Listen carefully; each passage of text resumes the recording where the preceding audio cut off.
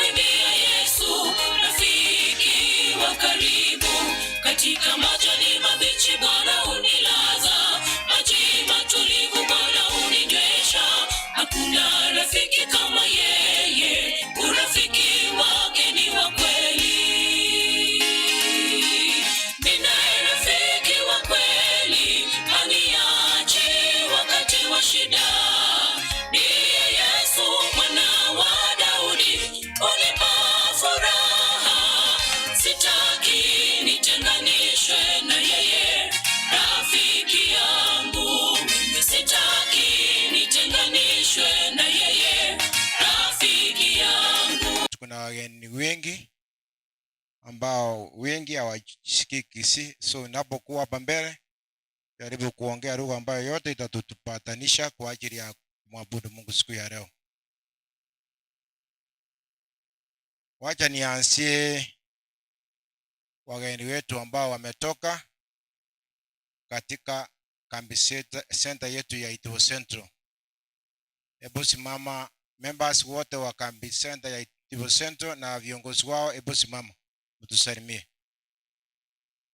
Wantu bonsi bari Itibo Central tinamwesi mutukwani. Kambi center.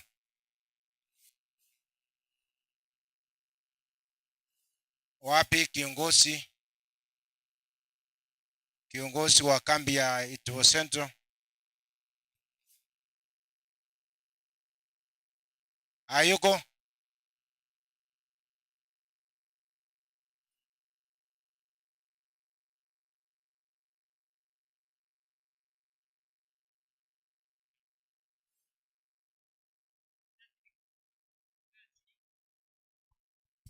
Asante kiongozi wa kanisa ya Nyantuga kwa nafasi kwa niaba ya Itibo Central Seventh Day Adventist Church. Muko hapa? Situwasalimu kutoka kambi center ya Itibo Central. Tunawaambiaje? Asante kwa makaribisho na Mungu awabariki Nyantuga kambi center. Asante kiongozi. Thank you madam. Kambi yetu ya Nyabonge. Hebu nione kiongozi na washiriki wa Nyabonge waweze kusimama kwa ajili ya kutusalimia. Nyabonge kambi center.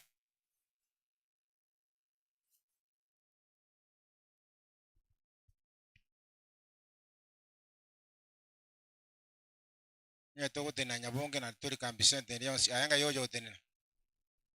Nyeko ni Nyabonge, hebu simama please kiongozi. Asante kwa nafasi. Happy Sabbath. Happy day. Happy Sabbath. Mbarikiwe. Thank you. Kabla sijaenda nje, hebu nione wale ambao wametoka Nyansongo kambi center kama wako hapa. Nyansongo nipata mmoja, hebu tusalimie.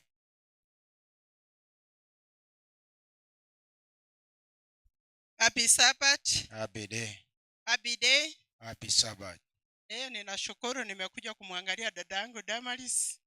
Aliniambia ako hapa mnamaliza makambi siku ya leo. Nikasema wacha nikuje kumuona ako sawa. Salvation simplified.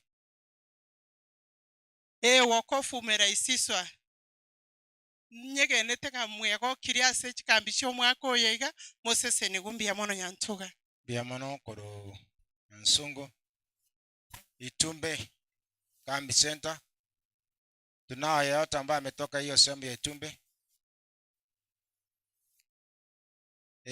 Mwani mtukuani kwa niaba ya Itumbe Center.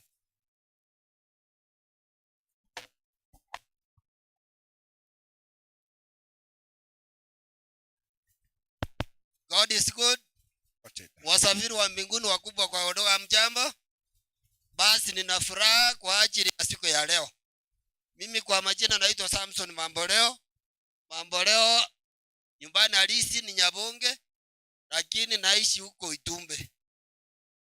Nimekuja kwa ajili ya marafiki zangu Nyantuga Advent, mahali wako wasimame niwaone. Nyantuga Advent men wako wapi niwaone. Ni marafiki wa dhati sana. So asante sana. Asante elder. Bia mono.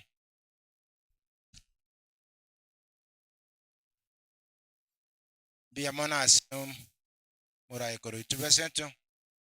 Ebu nione walisi baito batari asibe distia lakini toramu nabo. Ebu simama mwete susalimia. Wata barisi wale member weke Nyoro batimbali member weke kanisichi. Naro leriki se vire tali kwere konondira.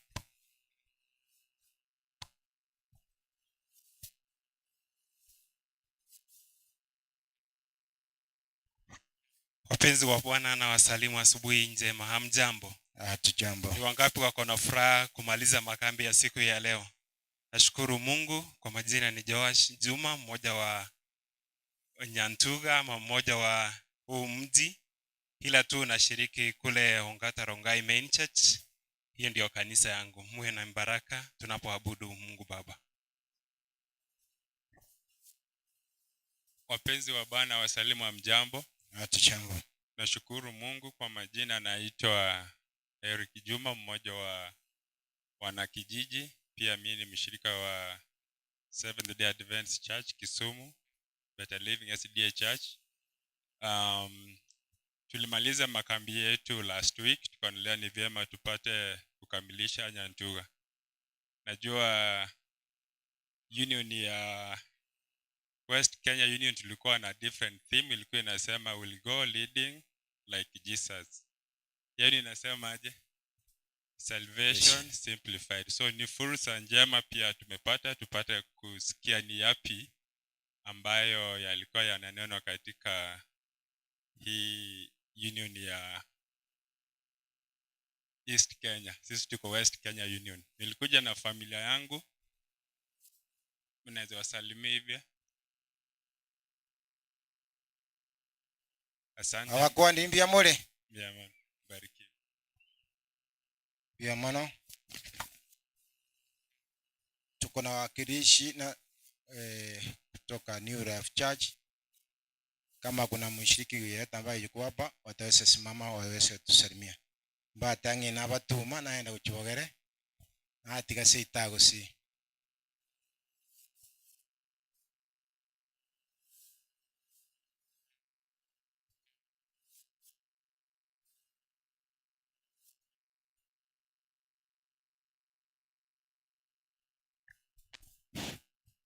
Happy Sabbath.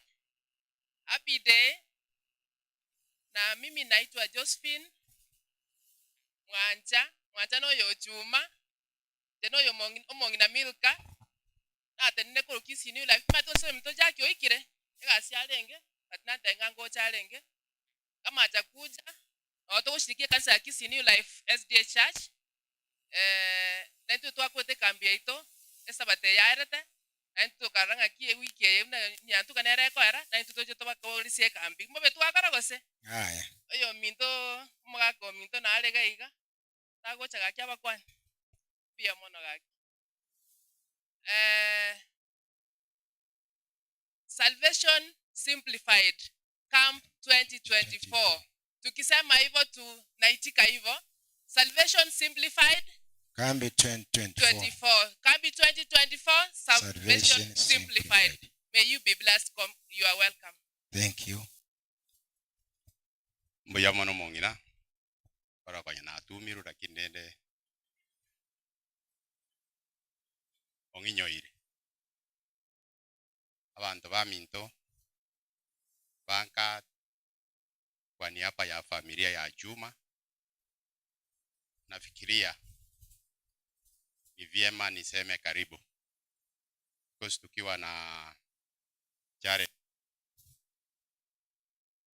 yeye ni mkubwa kikanisa ya Nyantuga, lakini tukienda kwa ujumla mimi ndiye mkubwa. So kwa niaba ya familia ya Juma, simama. Wapi? Inaba teneni ekiara kurma mtinda arore simama male. Wana kana na marori ego mbuye bintu birego de complete. Olio magega no mongino church. Na kuna watoto wetu. Inua mikono mseme watoto wote kina Jumas. Simama, amefanya mkono hivi.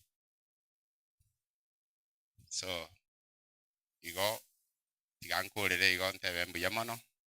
Karibu seita na otole na inwe. Ero tuana changa liwalo liwe. Tigatuche tukore kambi na inwe. Asante.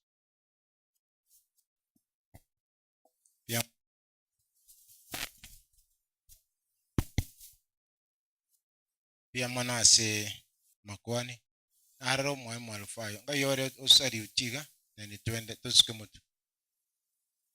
Alfayo mwarimu.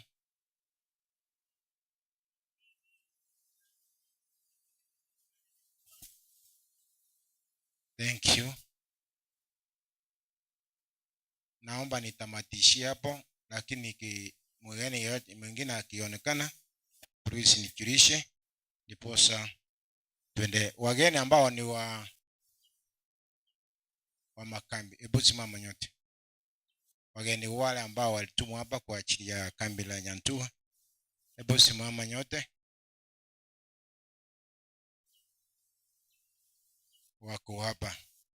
Abana babageni baturage ringana ase wiki ngima. Wakati ikifika watakapokuwa hapa mbele watatujulisha majina na mahali ambapo wametoka, na wale ambao walikuja kuwasalimia ambao wametoka makwao. Ikifika wakati huo watachukua muda mfupi ndiposa waweze kusalimia. Please ebuketini. Yabanonge nasa matangazo anda si dakika chingi sana. Kwa sababu ya muda nichukue wakati huu tuende kwa matangazo ndiposa tuelekee katika sehemu zingine. Sote tumekaribishwa kwa ajili ya makambi ya Elisha jana na leo ni Sabato takatifu. So sote tujihisi kwamba tuko nyumbani. Tunashukuru Mungu kwa wiki mzima ambao wageni walikuwa hapa tangu Jumapili na leo ni siku ya Sabato.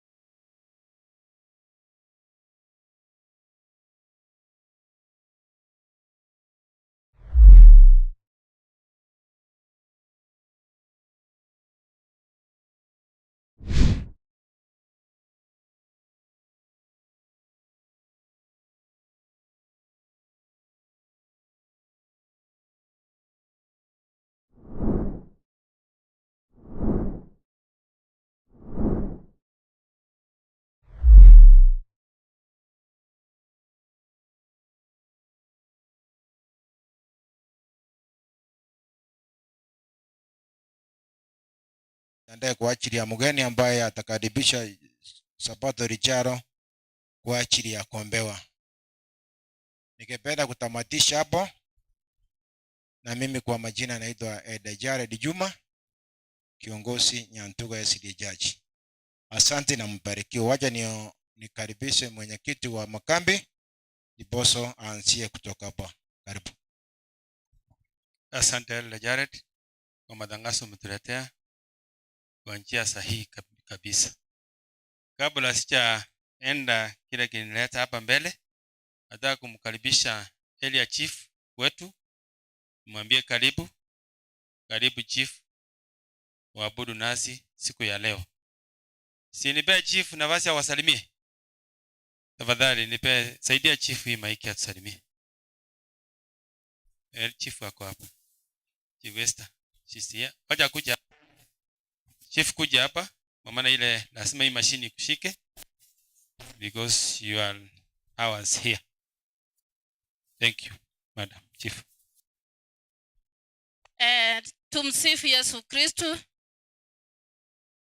Vile mmesikia, mi Esther Bochere, Chief Assistant Chief Etora, ambaye ni Acting Chief wa Itibo Location. Leo hii na mimi niliona ni vizuri nami nije nishiriki na nyinyi, tubarikiwe pamoja. Jana tulikuwa pale Riamakora na leo nikaona leo ndio siku ya mwisho. Nije tushiriki na nyinyi, tubarikiwe pamoja. Labda na pale Nyabigena tulipata katika location yetu tuko na kambi 3. Chief mwingine nafikiri naye ni Wanyanuguti ataenda kushiriki na wao ili amalize na wao, ajue vile wageni wetu walitutembelea, vile tuliwakaribisha. Kama kulikuwa na makosa turekebishe, wakati mwingine tusirudie. Kwa hayo yote nasema tubarikiwe pamoja. Thank you, Madam Chief. God bless you. Sisi tunaona wewe ni chief, kwa maana chief alienda. Tunaendelea kukuombea hiyo kiti Mungu akupe, alafu tupate kiti kingine cha assistant chief. Thank you, God bless us. Tangazo lingine nimepewa wana youth wetu wa Itumbe Station. Tarehe 8 next Sunday. Wana youth wetu wa Itumbe Station. Tarehe 8 pale Gesule SDA Church. Tuende Gesule prayer band.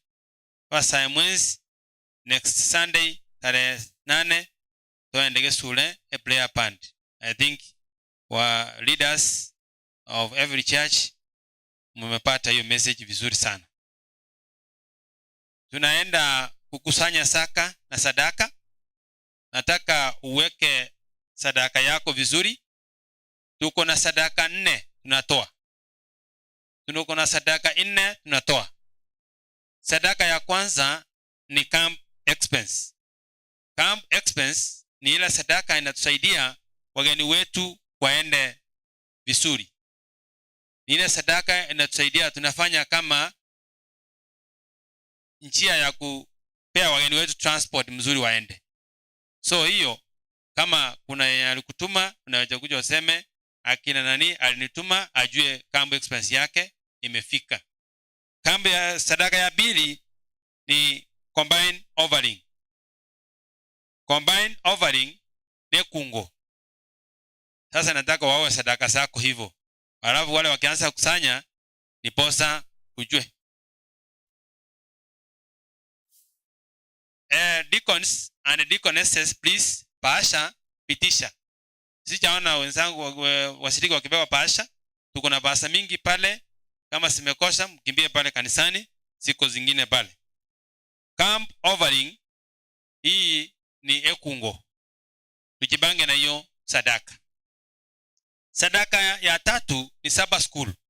Kuna wale hawakutoa Sabbath school na hiyo tunapitisha tukusanye. Sadaka ya mwisho na tena sadaka ya maana. Ingine hayo ikiwa ya mwisho sio ya maana. Sadaka ya watoto. Watoto wetu wahitaji, wako na mahitaji mengi sana. Nao hiyo sadaka tuiweke vizuri. Nataka kuomba tukianza na sadaka ya camp expense. Nikiona wale ambao wanakusanya saka na sadaka, wasimame mahali wako.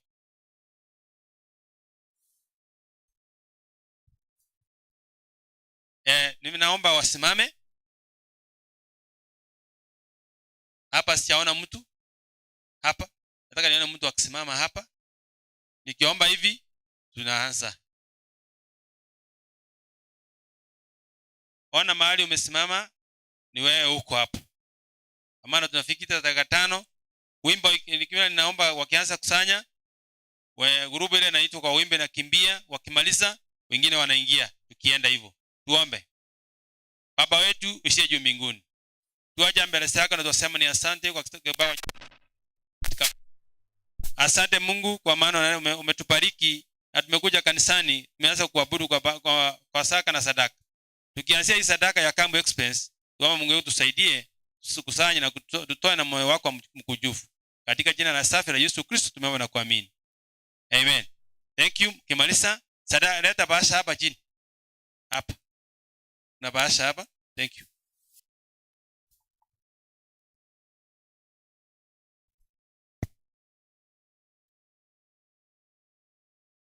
Wakiendelea na sadaka lio lina Feasters. Wakati ni wenu na mcha haraka.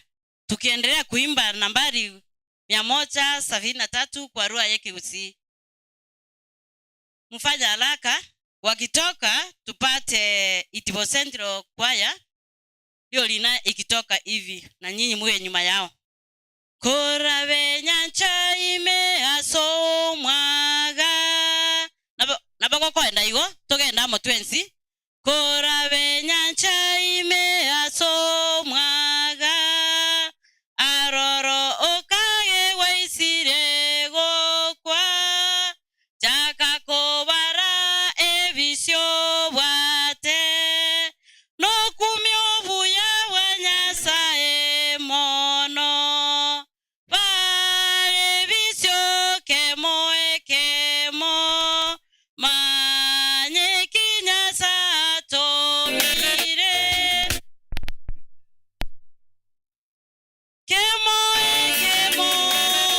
No kumyo buya wanyasae mono. Wakitoka Itibo Central Choir muwe nyuma yao.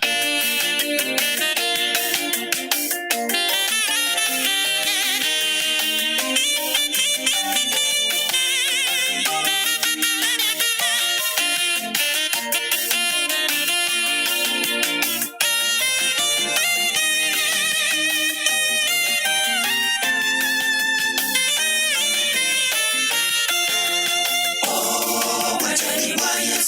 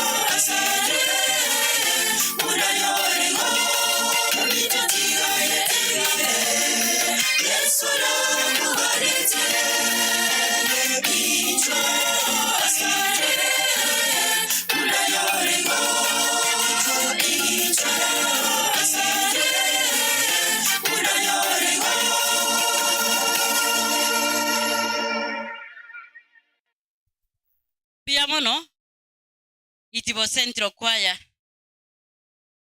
Sijui kama hiyo mitambo imekuwa. Asante. Tumemaliza.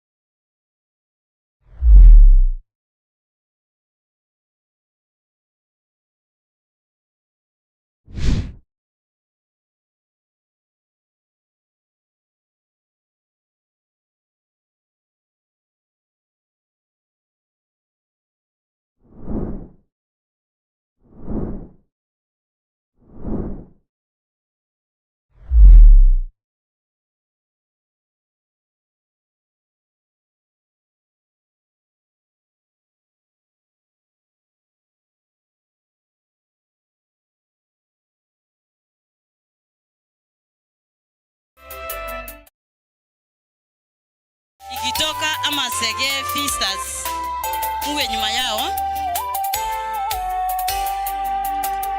Kwa hiyo kama vile uasi wa mtu mmoja ulivyoleta hukumu kwa watu wote, halikadhalika tendo la kila mtu mmoja linafanya watu wote waachiliwe na wawe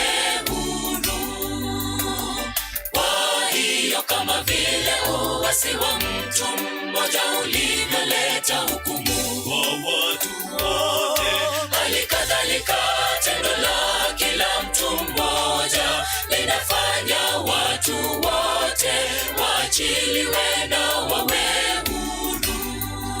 Nimeachiliwa, wewe umeachiliwa, hakika tumeachiliwa, dhambi zetu kaziondoa, si mwingine ni Bwana Yesu jemedari, mkombozi wetu. Nitatangaza pendo lake Yesu, walimwengu wote wasikie.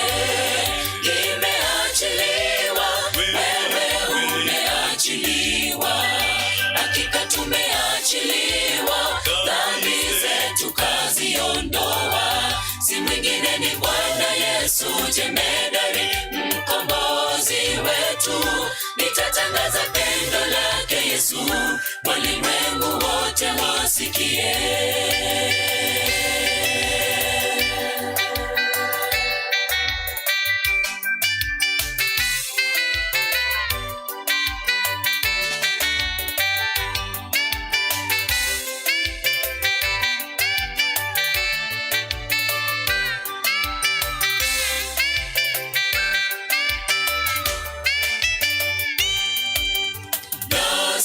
Tumekwisha kuhesabiwa haki kwa imani, tuna amani na Mungu wetu. Basi tutini amri zake za Mungu Muumba, tuepushe na mambo ya dunia, tukembe shetani na atatuacha. Na sasa tumekwisha kuhesabiwa haki kwa imani, tuna amani na Mungu wetu. Basi tutini amri zake za Mungu Muumba, tuepushe na mambo ya dunia, tukembe shetani na atatuacha. Nimeachiliwa, wewe umeachiliwa, hakika tumeachiliwa, dhambi zetu kaziondoa, si mwingine ni Bwana Yesu Yesu jemedari, mkombozi wetu. Nitatangaza pendo lake Yesu, walimwengu wote wasikie. Imeachiliwa, wewe umeachiliwa, hakika tumeachiliwa, dhambi zetu kaziondoa. Si mwingine ni Bwana Yesu jemedari, mkombozi wetu. Nitatangaza pendo lake Yesu, walimwengu wote wasikie.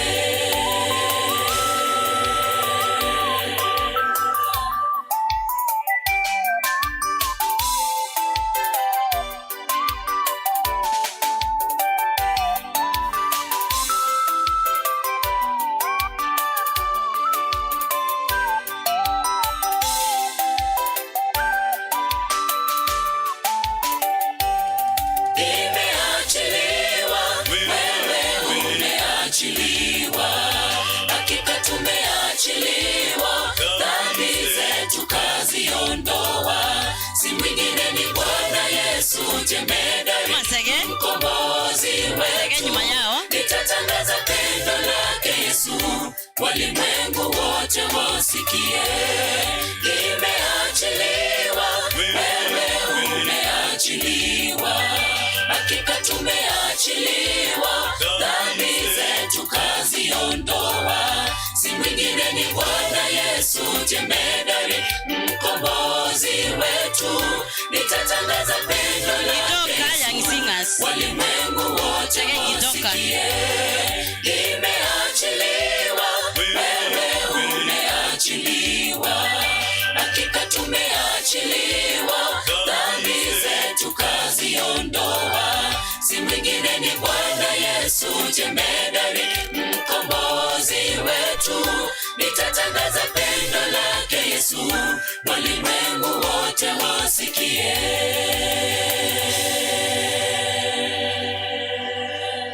Amen. Masage ikitoka Young Singers, muwe nyuma yao kwa haraka sana. Nataka kuleta sadaka ya 3, sadaka ya Saba School. Sadaka tulikuwa ni ile ya combine offering, ni ile tena ya kusema asante Mungu kwa kunisaidia kwa mwaka huu nimefika kwa makambi.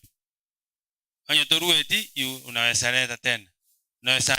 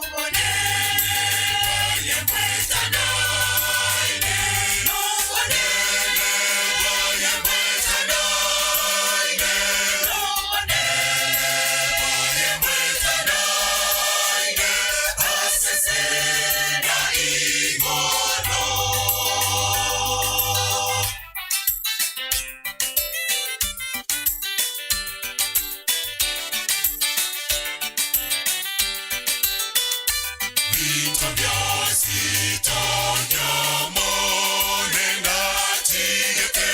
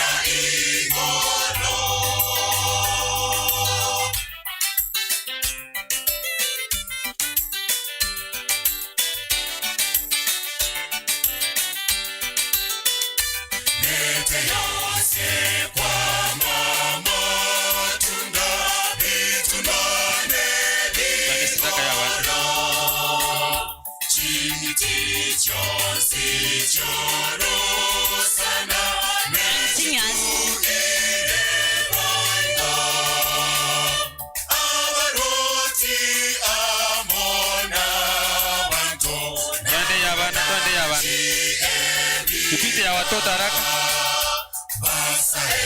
Sadaka ya watoto tupite.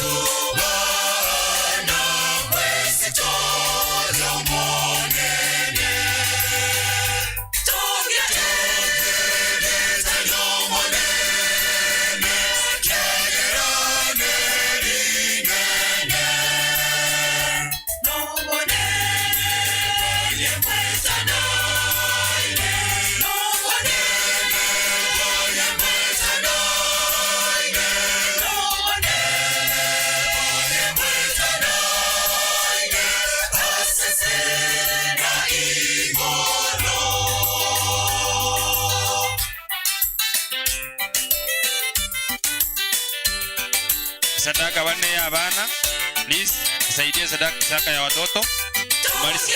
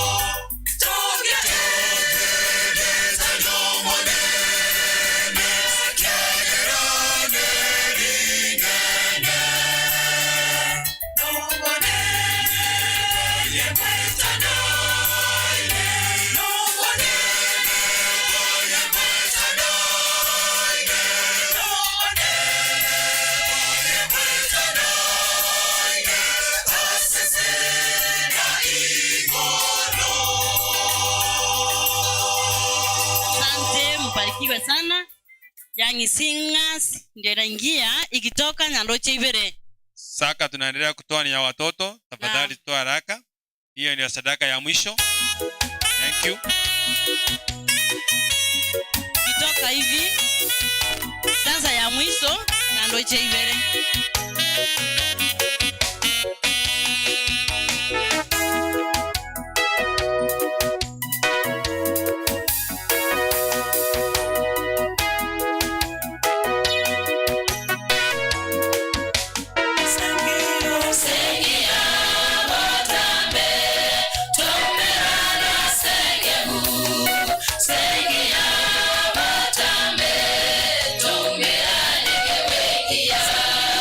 Sengia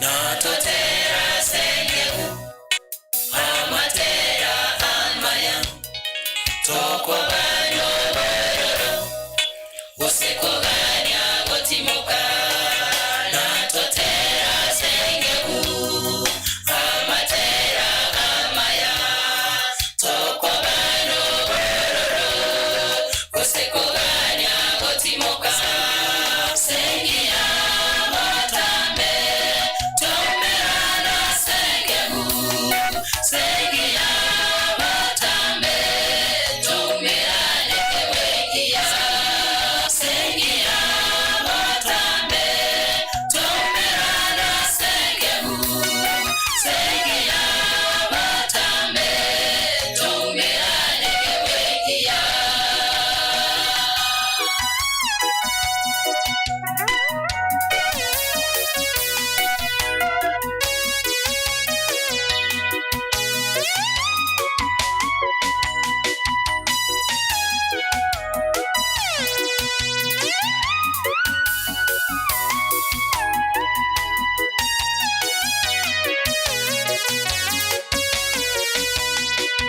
asetatore igoro natomo baketomotoge aseke wakyobanchani deviso atosesenire asetatore igoro natomo baketomotoge aseke wakyobanchani deviso atosesenire sengia matambe tomerana sengeku sengia matambe tomerane kewekia sengia matambe tomerana sengeku sengia matambe tomerane kewekia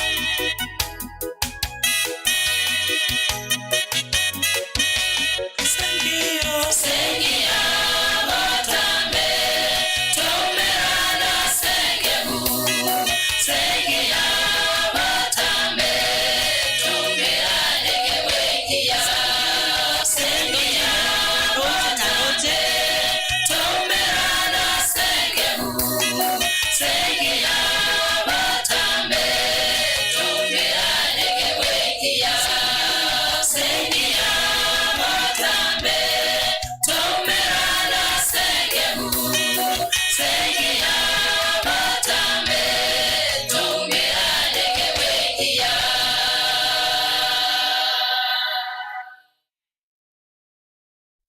Asanti kwa wimbo mzuri. Pastor karibu.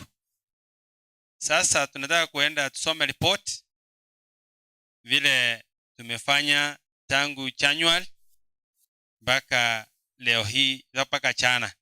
Nataka kumwalika secretary wa Camp Center atusomee hiyo, alafu hiyo kwaya ikuje kwa wimbo.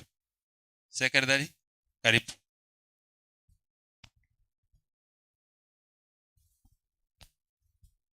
Na wasalimu tena, mjambo. Vile mmesikia, naenda kuwasomea ripoti fupi jinsi ambavyo tumeweza kuwa tukitoa. Nikianzia Januari, date over total ilikuwa 29,380.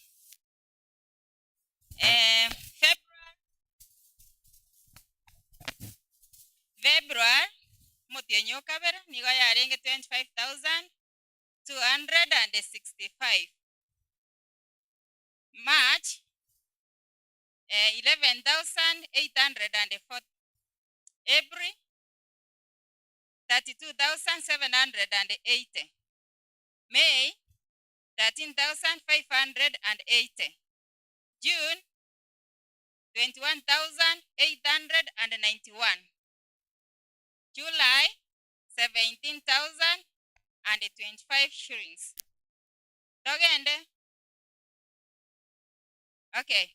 Togende January combined offering. Bono ngo chiko basomera natabo kyomutienyi.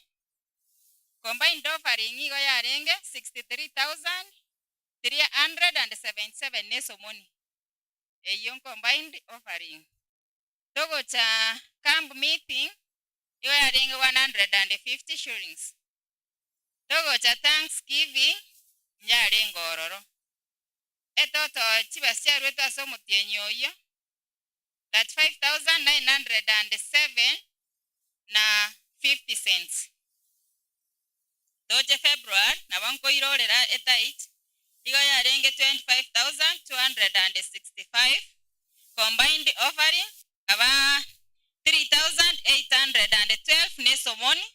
Togo cha camp offering ekaba 150 shillings. Thanksgiving ekaba 100. Etoto 46,252 nesomoni. Toche mutienyo ngatato March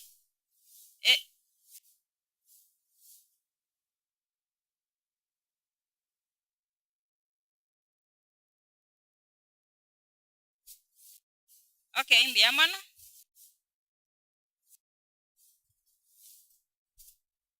Omutienyo ogatato nigo renge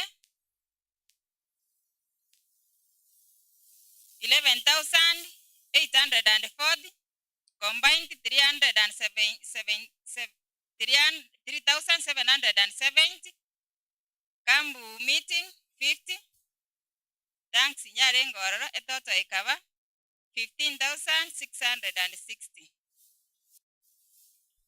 asengenche chinga kitigamba somere chitoto chons buna twarwe asemetienye yo etano ne tatu. Tithes igo chiarenge 151,761.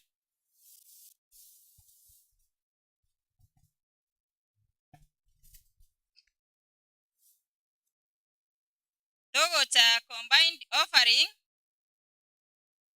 etoto nigo yarenge 30,374 nesomoni. In combined. Camp meeting igo yarenge 53,995 shillings. Thanksgiving yarenge 200 asomako muima. Yani asamitenye iyo etani tatu. Total chibesya bete corrected for those 8 months yarenge 236,330. Toche buna twanyara ko batogo utiria makambi iri.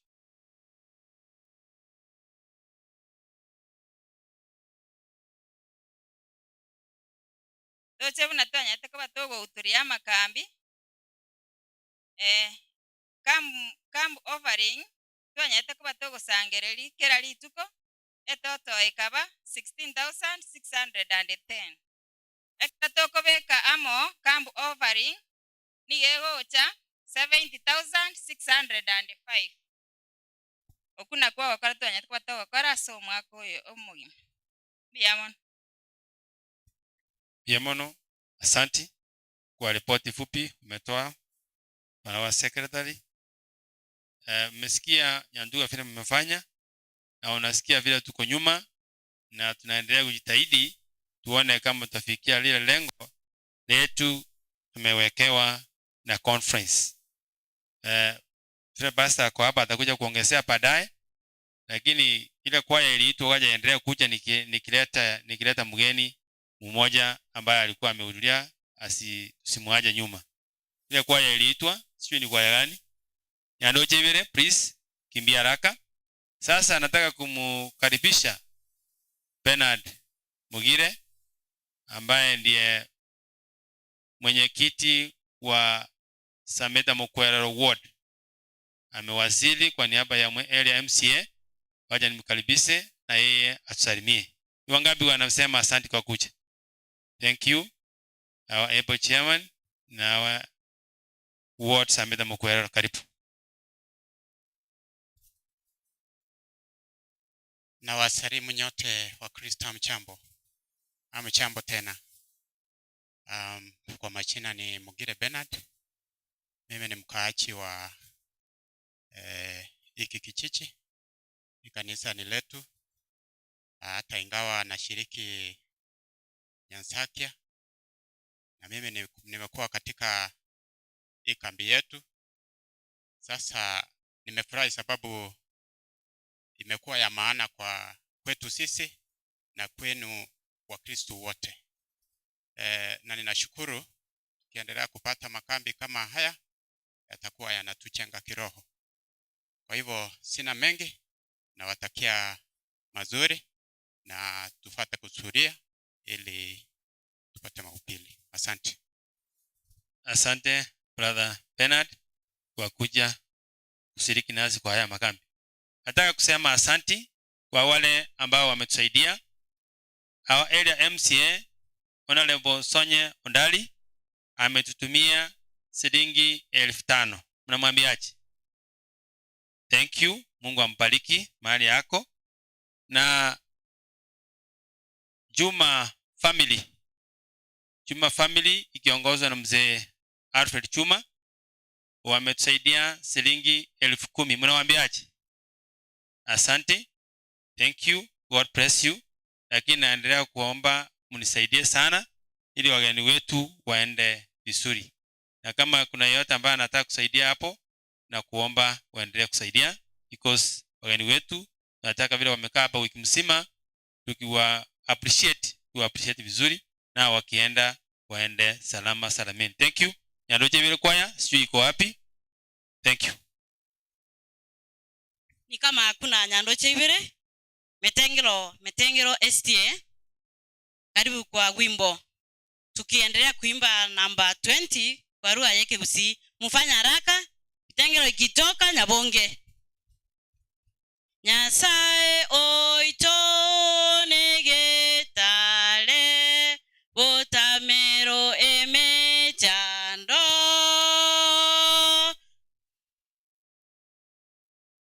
kore anye emechando ende yonsi negetale mokyane kiriri gokenderera.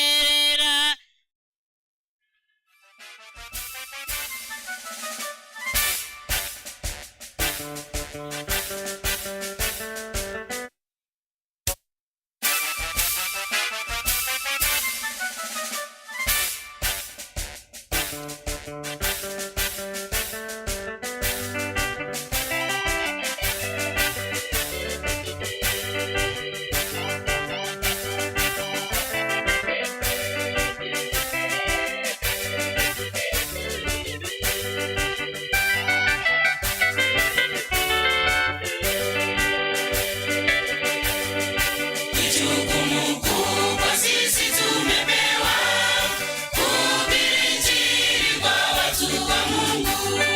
Tuwasiwasi tubu dhambi zao na kuwabatiza kwa jina la Yesu. Na kuwabatiza kwa jina la Yesu. Ni jukumu kubwa sisi tumepewa kuhubiri Injili kwa watu wa Mungu. Tuwasiwasi tubu dhambi zao na kuwabatiza kwa jina la Yesu. Na kuwabatiza kwa jina la Yesu. Tukivumiliana kwa upendo, tuinuliane misalaba yetu. Tuvumilie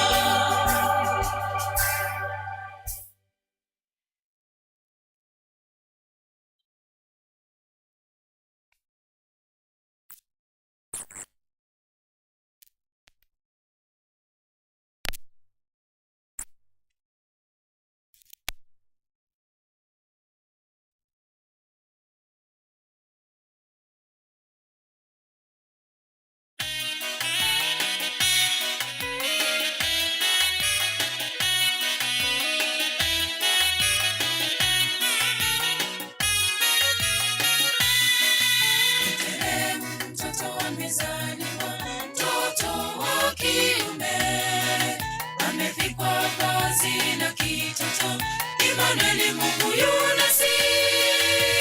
Shangilia we mwanadamu, ukombozi tumepata. Shangilia we mwanadamu, ukombozi tumepata. Betlehemu mtoto amezaliwa, mtoto wa kiume, amevikwa vazi la kitoto. Imanueli, Mungu yu nasi. Shangilia we mwanadamu, ukombozi tumepata. Shangilia we mwanadamu, ukombozi tumepata. Furaha, shangwe, vigelegele kwa ulimwengu. Mji wa Daudi amezaliwa mtoto, mkombozi wetu.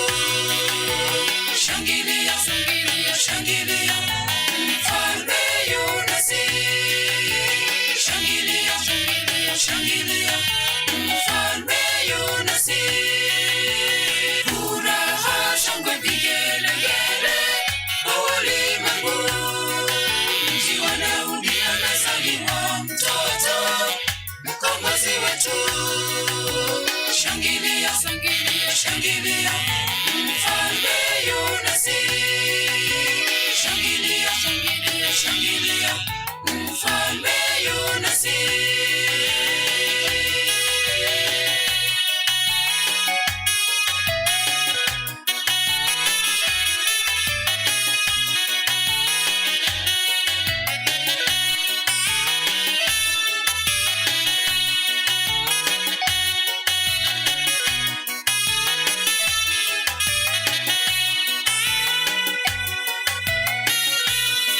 Uwezo, mamlaka vyote begani mwake Bwana. Mungu mwenye nguvu, mshauri wa ajabu, Baba wa milele, mfalme wa amani.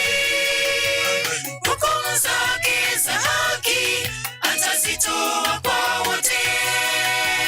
Hukumu zake za haki atazitoa kwa wote. Uwezo, mamlaka vyote begani mwake Bwana. Mungu mwenye nguvu, mshauri wa ajabu, Baba wa milele, mfalme wa amani. Hukumu zake za haki atazitoa kwa wote. Hukumu zake za haki atazitoa kwa wote. Furaha, shangwe, vigelegele kwa ulimwengu. Mji wa Daudi amezaliwa mtoto, mkombozi wetu. Shangilia, shangilia, shangilia, mfalme yu nasi. Shangilia, shangilia, shangilia, mfalme yu nasi. Mji wa Daudi amezaliwa mtoto, mkombozi wetu. Shangilia, shangilia, shangilia, mfalme yu nasi. Shangilia, shangilia, shangilia, mfalme yu nasi.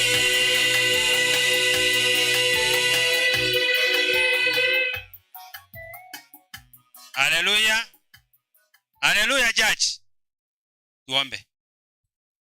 Baba Mungu, ni asante. Umetuongoza kipindi cha nyimbo. Roho wako Mtakatifu atawale hapa. Katika jina la Yesu safi tumeomba na kuamini. Sasa nataka kuomba hivi. Wana Pathfinder wanakuja kutoka pale. Wageni wangu watarachiwa ingia mbele hapa. Wageni tujichongea hapa mbele. Hiyo pandi ikipigwa, wana advertisement, sijui mko wapi wazee. Mjipange hapo. Jipange vizuri. Laini moja. Basi. Weka pandi. Pastor ako wapi?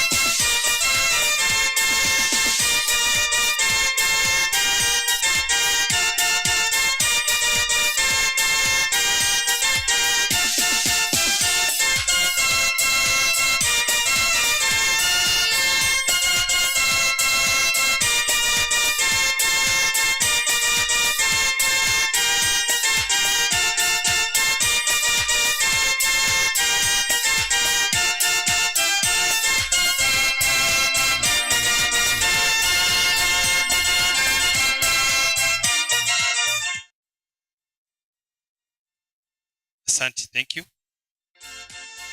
Asante.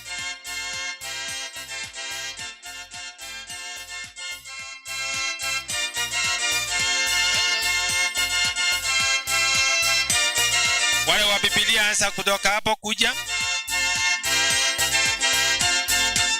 Mtembee na spidi kidogo na badala wanapenda wenzetu.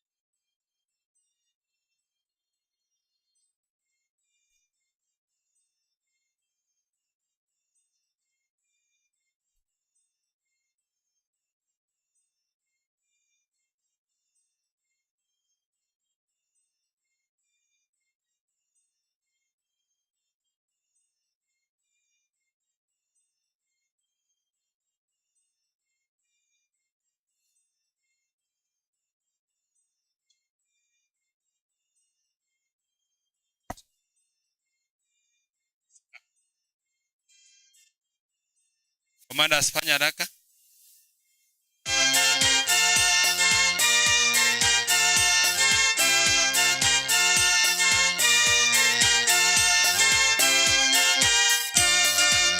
Right hand.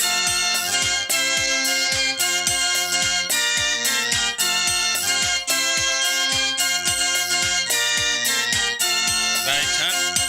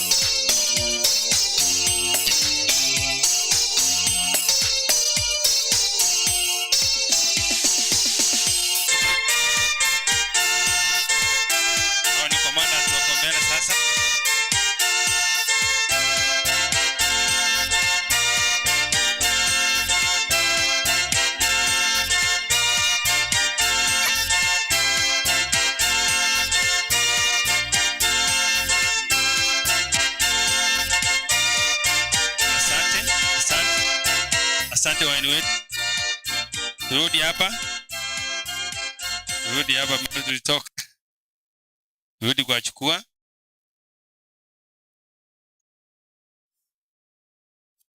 chukua. Asante, thank you.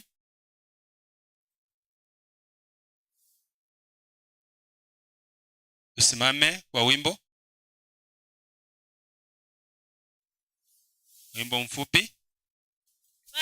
Kanya sao Mosese nya vitongwa vyese mobake mogangando igoro mobake tata umwana no moika.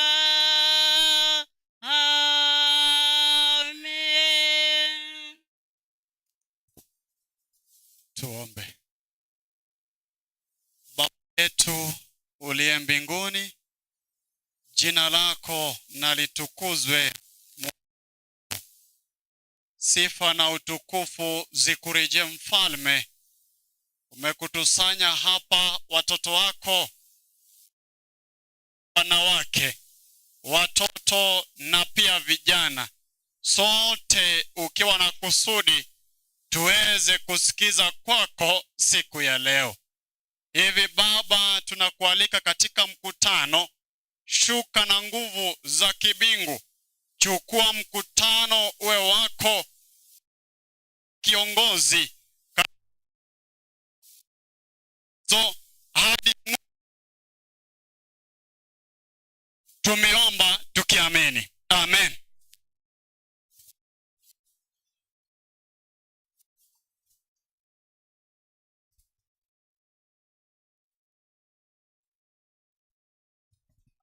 Tafadhali hizo machine, sijui kama ni machine mtasongeza hapa because tunaona kama kuna shida inaenda kuwa kwa mupili.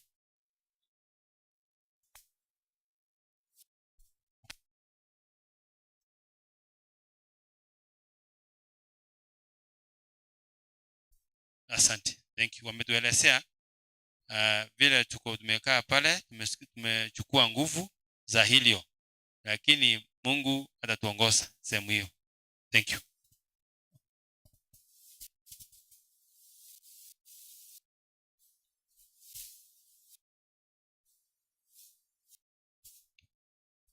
Wana na binti za mfalme, mjambo tena.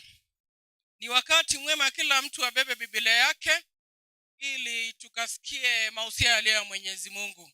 Kila mtu abebe Biblia yake. My Bible. Wacha kuniangalia, muangalie Biblia. Naona wale wenye wajaangalia. Sasa nataka tusome kutoka kitabu cha Genesis. Genesis chapter 50 verse 24 to 25. Kama umefika huko kila mtu aseme amina. Na inasoma, inanakili ikisema, Yusufu akawaambia nduguze, mimi nakufa, lakini Mungu atawajieni nyinyi, bila shaka atawapandisha toka nchi hii mpaka nchi aliyowapa Ibrahimu na Isaka na Yakobo. Yusufu akawapisha wana wa Israeli akisema, bila shaka Mungu atawajieni nyinyi, nanyi mtapandisha huku mifupa yangu. Kwa lugha ya Kikisii, lugha ya mama, nayo inasema, Yusufu akabatebya abamwabo, ng'ang'ende gokwa kurende moende Nyasaye n'abanyorere enchera yoko barusia asenseye abatire mogende asense eria abalierete eira nagotiana ng'anaye Ibrahim na Isaka na Yakobo. Yusufu agatiana abana ba Israeli abo akabora. Bono ekero Nyasaye arabachere abakonye goika moire amaugane mogende naro. Amina. Mtumishi wa Bwana ataweka hayo maneno njia ambayo inastahili katika jina la Yesu.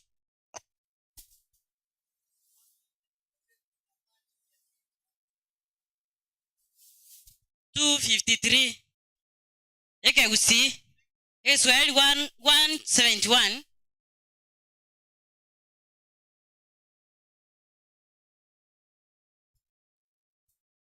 Ekina ya chakiro igoro. Na Kiswahili nayo inaenda 171 inasema imeanzishwa hukumu mbinguni, tutasimamaje pale apimapo Mungu hakimu kila wazo na tendo. Tutasimamaje zote katika siku kuu ile, dhambi zetu zitafutika ama zitaangusha.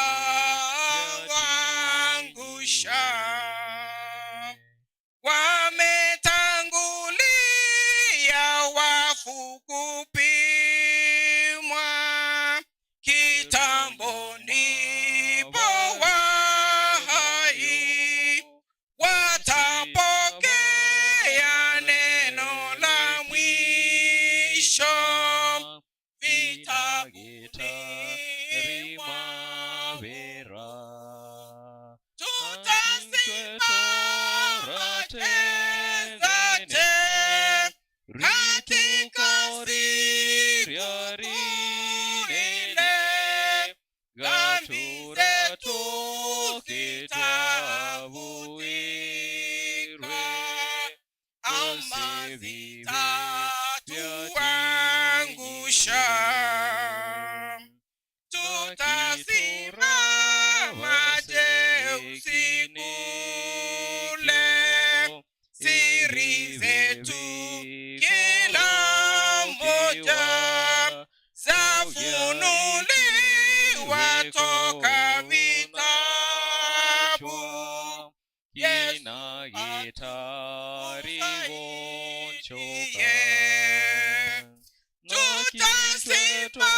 tutasimamaje sote katika siku ile, dhambi zetu zitafutika ama zitatuangusha.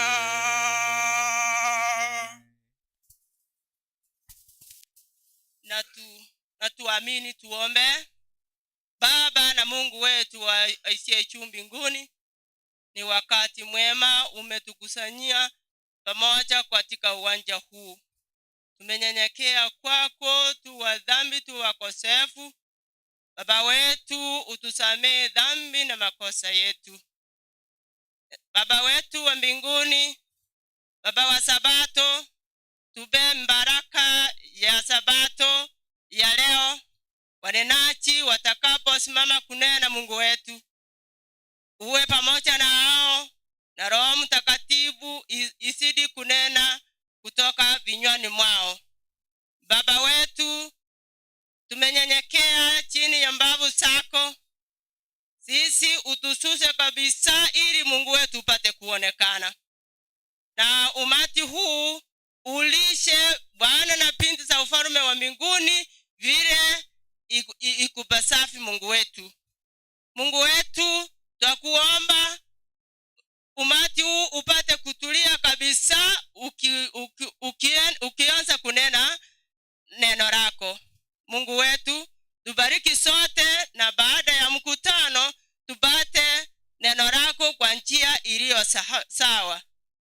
Wana wako watakaporudi nyumbani, Mungu wetu, wapate wameokoka na wanangojea mbingu mpya. Ndio ombi letu Mungu wetu, tukiomba na kuamini kupitia kwa mwanao Yesu Kristo aliye Bwana na mwombezi wetu.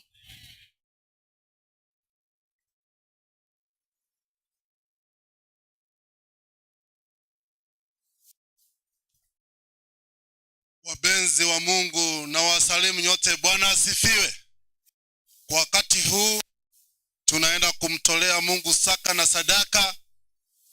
Kwa Deacon na Deaconesses muweze kusimama niweze kufanya ombi, ndipo tukusanye. Hivyo naomba, Mwenyezi Mungu, muumba mbingu na nchi na vyote vilivyomo, sifa na zikurudie wewe Mwenyezi Mungu.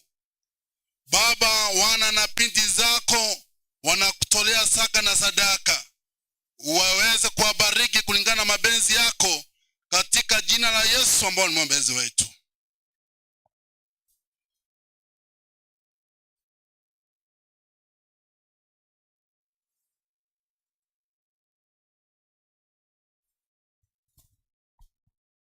Bale baru saka ni sadaka, itaisi ni sadaka ngagichiria neye bone kungo nando kurudi to thanks offering combine over camp expense twaru saba school ni sadaka ya bana bono ile naita ekungu itaisi ni sadaka mwaru jibai sadaka itaisi ni sadaka jipasa jiri, lakini sitatolewa pale. Tukufanya haraka, sijaona watu hapa. Mwimbaji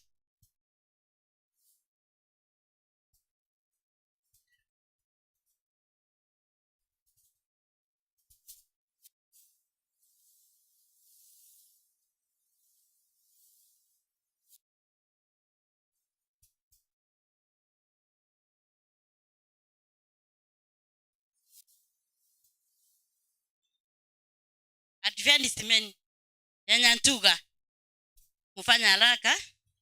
Tukiimba kimbia haraka. Tukiimba namba 9 wakiendelea kuingia. Omochongionevyo sipine vyao na yevyeka kwa vingete na yogo sesenia na yevyeka kwa vingete na yogo sesenia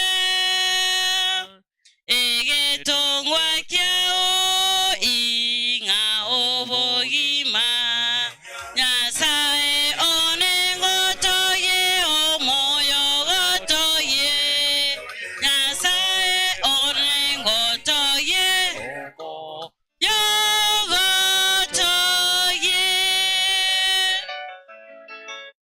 Tuwapatie nafasi.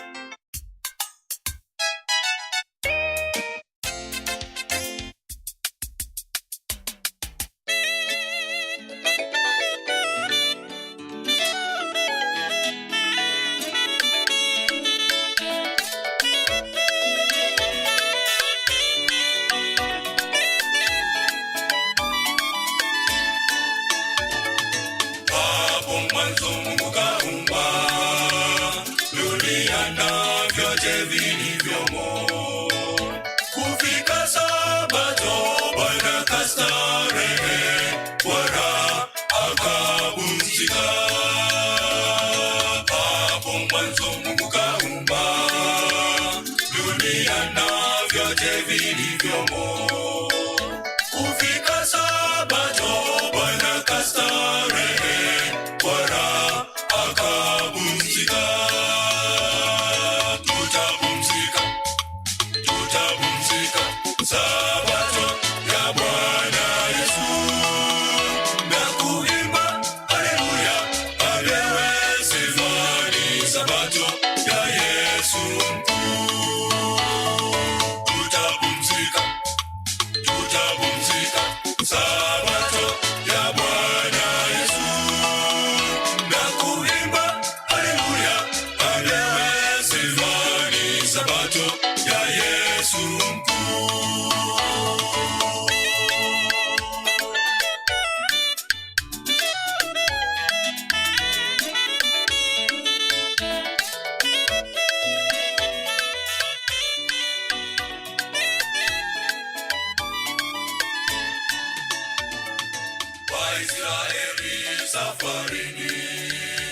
wakafika jangwani.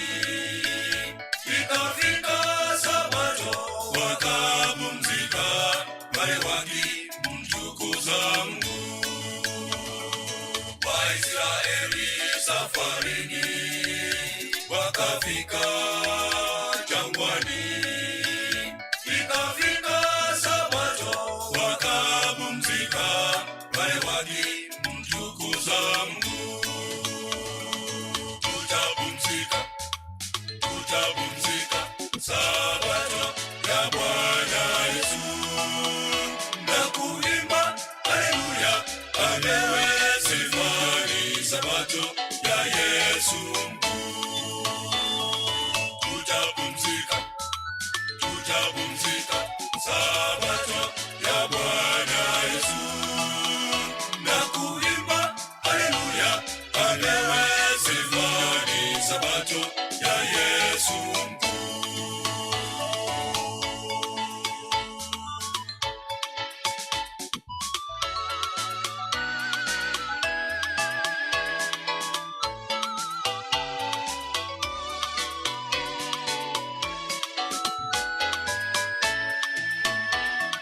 Sabato pekee ndiyo siku ya Mungu alitakasa, pia ndiyo amri kwa Wakristo wapumzike Sabato. Sabato pekee ndiyo siku ya Mungu alitakasa, pia ndiyo amri kwa Wakristo wapumzike Sabato. Tutapumzika, tutapumzika Sabato ya Bwana Yesu na kuimba haleluya, amewe sifani Sabato ya Yesu mkuu. Tutapumzika, tutapumzika Sabato ya Bwana Yesu na kuimba haleluya, amewe sifani Sabato ya Yesu mkuu.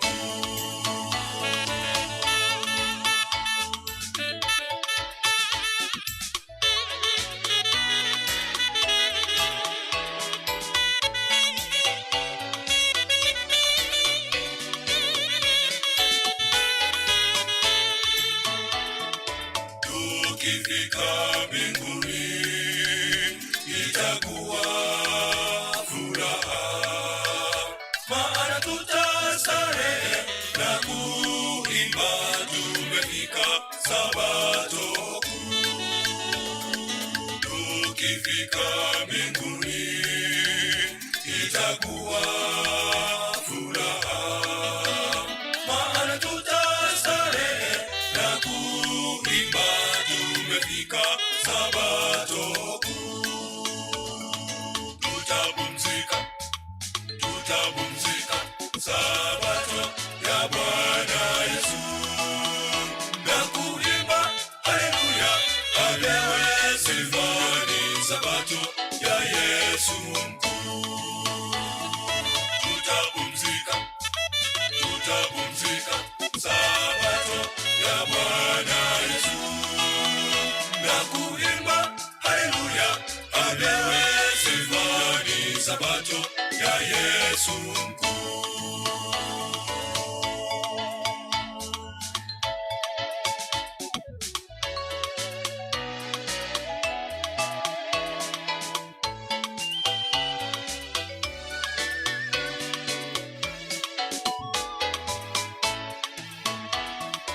We shall walk, we shall walk with Jesus our Savior.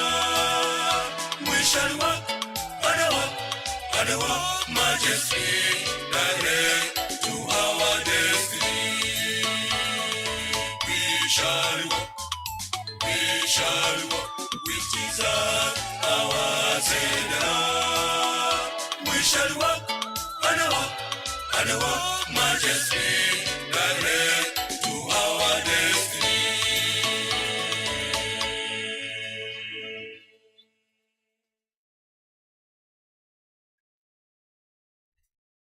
Simame zote.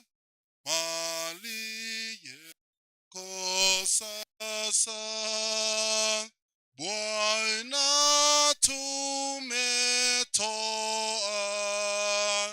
hatuna yaliyo yetu, yote ni vipaji.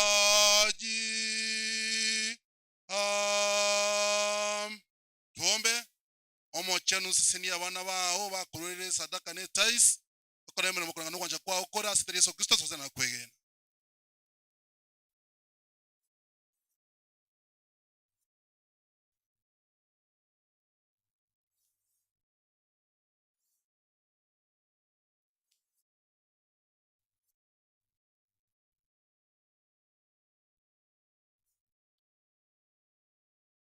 Wapenzi wa Bwana na usalimu wa mjambo.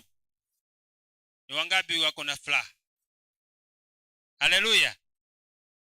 Asante. Nataka kuona Advocate Moset asimame. Ako wapi? Mzee Moset Muliku asimame. Ndio mzee ndio huyo. Mzee Moset ya usalimie. Ningekuwa na kijana ningemkimbishia hii mic. Oh, hiyo kwa bakwania. Nyoka wa ile mgambie atakuwa. Kimbia bwana youth please. Nyakati zimeenda. Thank you. Watoto wa Mungu na wasalimu amjambo. Adijambo. Amjambo tena. Adijambo. Sijui kama nikipea guest speaker 500 na pastor wetu 500 nitafanya makosa. Hallelujah. Asante. Thank you. Asante. Kwa vile hapo wageni hao walikuja nyuma, nataka ku identify my daughter Anita, nilimuona hapo. Daktari salimie. Pelekea daktari yako hapa, Anita tusalimie. Fanya haraka jana yangu. Anaendelea kuwasiliana mama na papa, ya tusalimie. Thank you.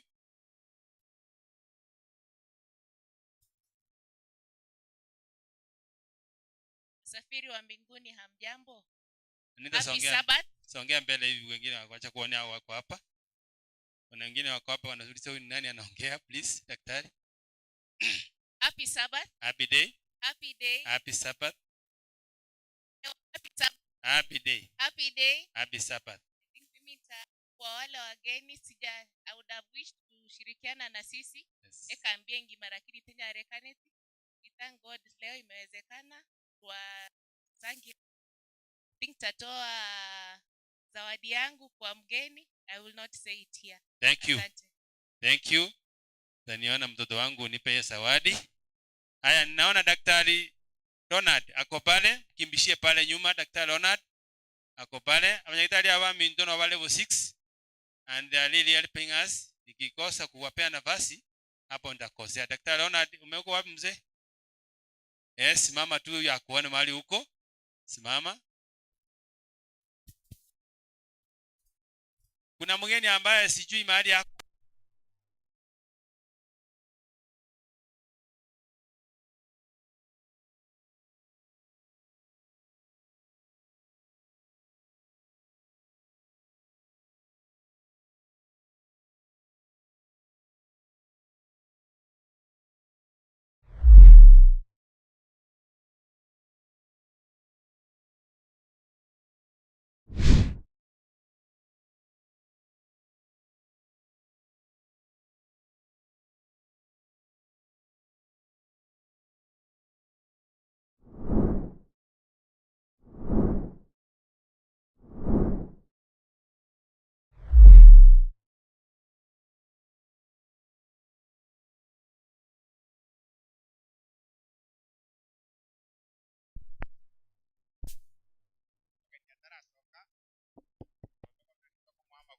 Daktari, tumia hiyo mic uniona nyuma ya tent, najua hivyo.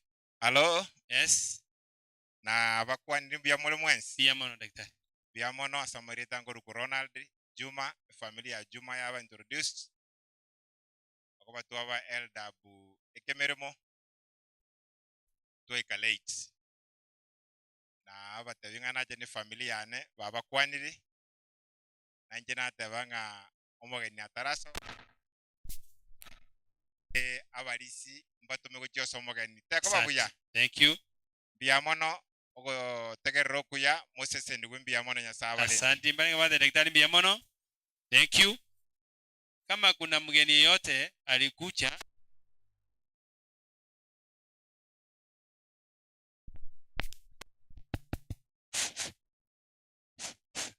niliwaambia mwachana mambo ya stima, weka generator. Stima inasumbua hivyo kila wakati, kila mahali, sio hapa peke yake. Almost all of Kenya watu wanasumbuka kwa stima. Weka ni generator, mafuta ikiisha, Mungu atatupea tena. Asante. Kama kuna mgeni yeyote ambaye sitatambua, naomba wale mgeni simama usalimie mami. Pole. Mgeni alipewa salamu ako pale, tusalimia kanisa. Mike iko wapi? Tafadhali. Thank you. Iko kwa daktari pale. Fanya haraka pastor nani? Kimbia hapa iko hii tent. Fanya haraka, masaa imeenda.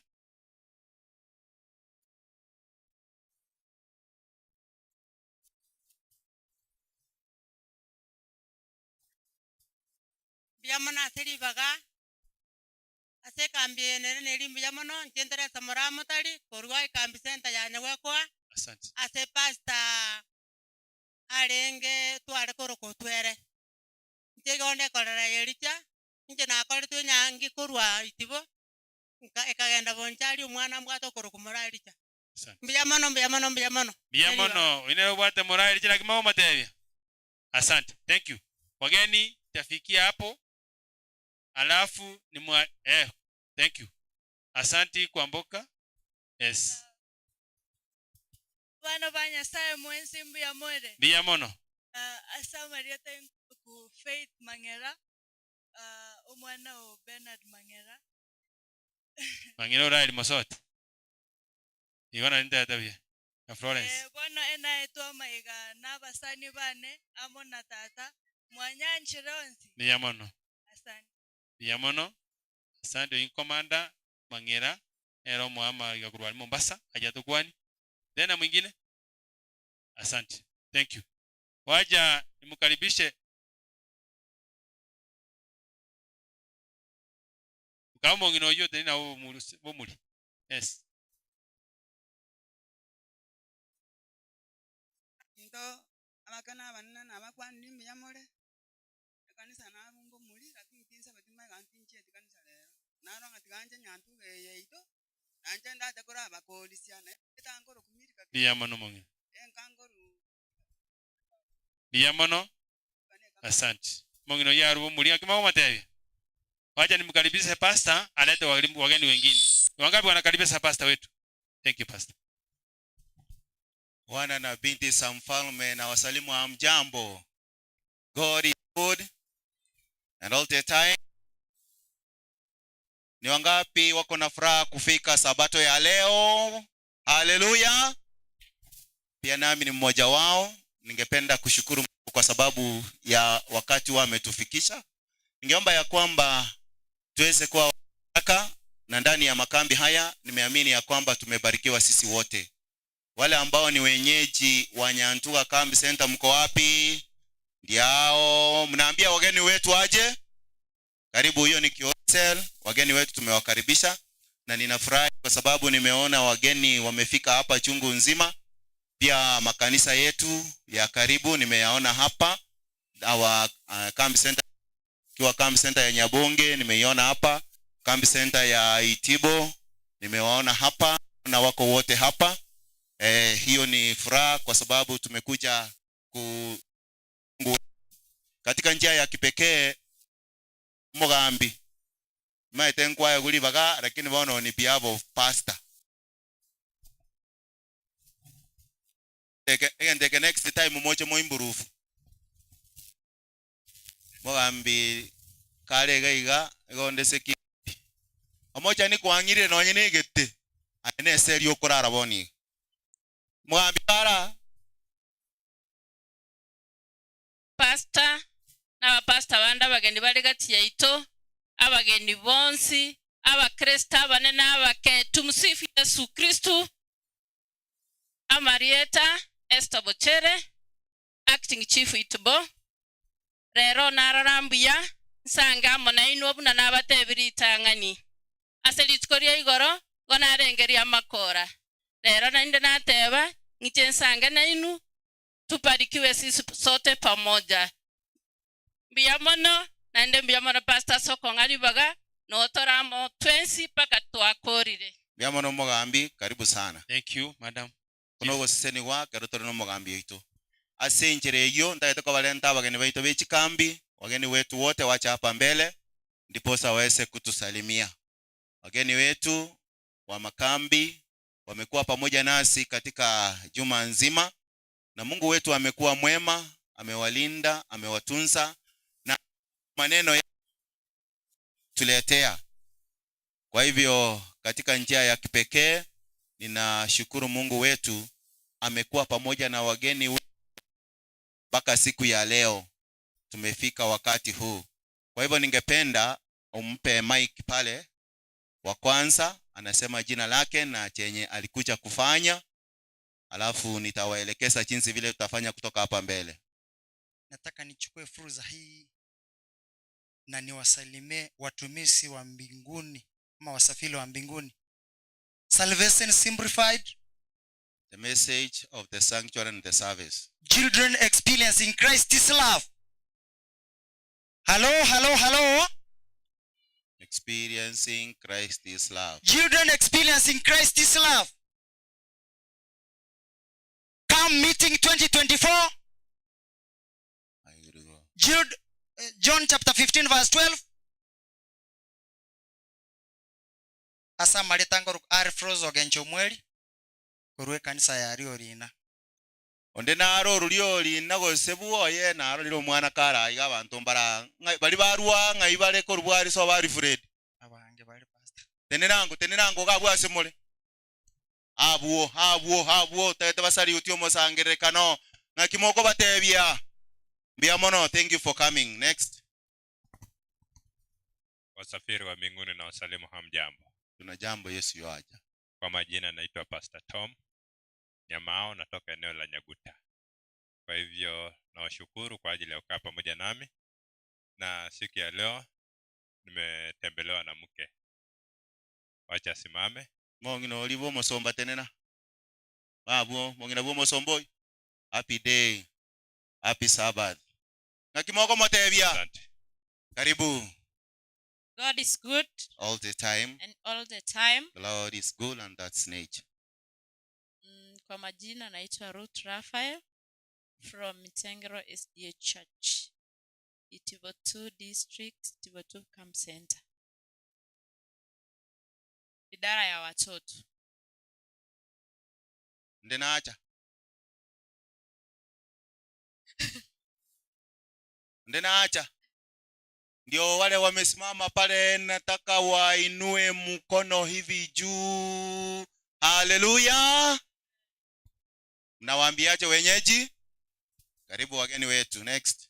Praise Lord, hallelujah. Praise Lord, amen. Praise Lord, hallelujah. Praise Lord, amen. Na wasalimu Bwana na binti za ufalme wa mbinguni, hamjambo? Na jambo Yesu aja. Kwa majina ni Isabella Muguta Miruka, mimi natokea Nyamasibi District, Nyantrawa Kambi Center, Umubiri SDA Church. Nami ni mgeni wa afya, education na youth kwa eneo hili ya makambi. Nadhani natembelewa na daughter in law. Mukamo mura. Daughter in law. Yotakalio muya. Mukamo mura nero yo. Na kijana wangu wa pili. Maria. Umuroli Maria uchire korora simamo mwabachete. Mnawaambiaje? Karibu sana, Mungu awabariki. Asante sana. Muke si mpira apiwa kwa mateke na ngumi, bali ni msaidizi atokaye upafuni mwa mumewe. Ndo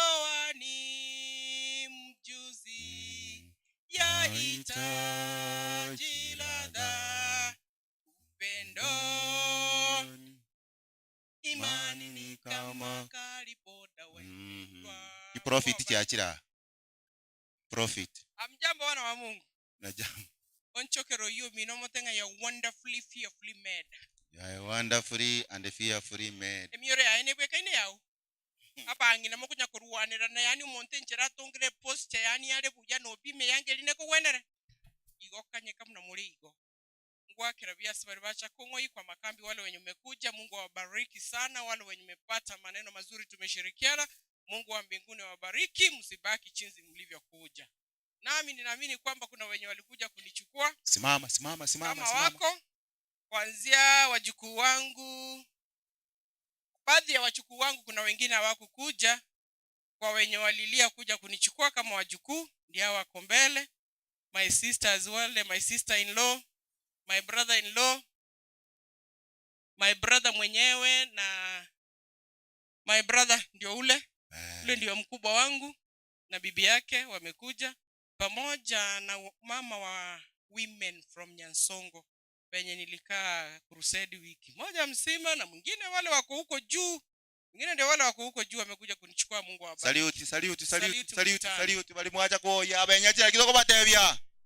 Kwa majina ni Damaris Kimaiga kutoka Suneka South, Suneka District, South Kenya Conference, na nikiwakumbusha bana banyasaye motegerero muroberio otoerera Radio Kisima 89.7 na Madam Damaris Kimaiga chinga chitu chibwena bagotuba sikwe berenta ne bisikwe chintakara nababuraka nayo kunyakunyugo mukungu bwata abana baiseke kanyeka amangana inga kimoro chalenga asekambiye abantu bali motache kambi mwacha kokole kambi pole sana emwacha kokole gento motacha agite.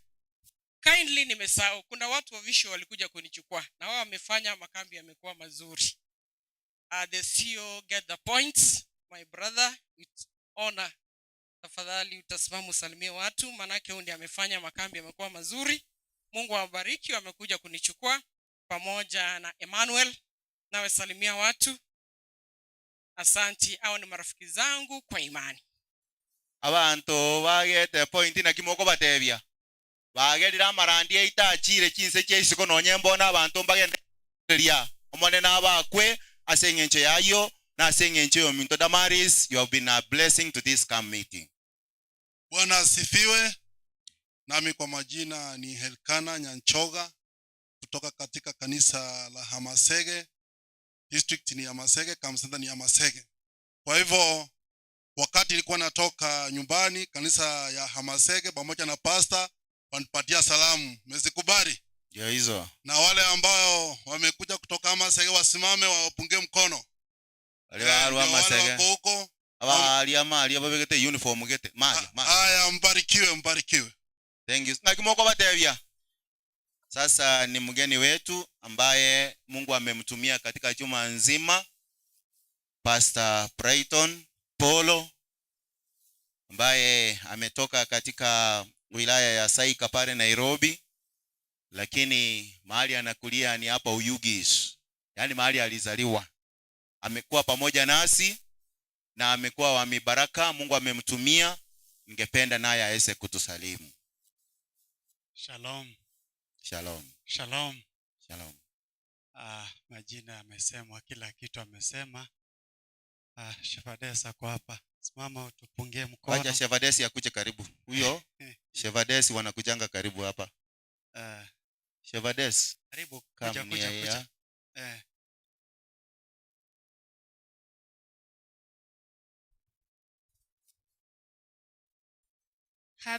Happy Sabbath. Happy day. Happy day. Happy Sabbath. I'm Janet Kiura. Natoka Sikri, Oyugis. Thank you so much. Mnamwambiaje? Si ametunza pasta vizuri? Ametunza vizuri. Sisi umeona tumetunza aje? Hii siku umetupea, umetukopesha wiki moja, umeona namna gani? Umeona tofauti? Waacha aseme kama ameona tofauti. Haki kusema kweli nimeona amechange. Ako very smart. Bas. Thank you so much you people. You've done a wonderful work. Thank you. Tumeshukuru. Asante. Si tuna match. Bas. Asante. Si wageni wetu wanaposimama hivi, watakaporudi ni mwao na wilaya zao, watupelekee nini? Salamu. Tumefurahia kuwa pamoja nanyi, lakini pia jioni tutawapea buriani. Asante, mnaweza rudi mweze kukaa. Nami ninayezungumza kwa wale ambao ni wageni, nimesema ni Pastor James Kingoina, mchungaji wa wilaya hii ya Nyanzongo. Ningependa kurudishia Mungu shukrani kwa umbali ambao ametuleta katika makambi yetu. Haya yakiwa ni mojawapo ya makambi 19 ambayo tuko nayo katika conference ya South Kenya, yakiwa ni makambi ya mwisho pamoja na kambi letu ya Riamakora. Nimekuwa pale asubuhi, nikitoka pale walisema ya kwamba unapokutana pamoja na ndugu na dada zetu uwape salamu. Mmekubali. Tubarikiwe sana tunapoendelea na ibada hii. Zaidi ya yote, ningeomba ya kwamba licha ya kwamba tumekutana katika makambi ya dunia hii, tusikose katika makambi ya mbinguni ambapo tutashiriki pamoja milele na milele. Mungu awabariki tunapoendelea na ibada. Kuna mgeni ambao tumekuja naye, nimekumbushwa, nilikuwa nimemsahau, ambaye anafanya katika radio yetu ya FOF. Ndugu, kuja uweze kutoa salamu.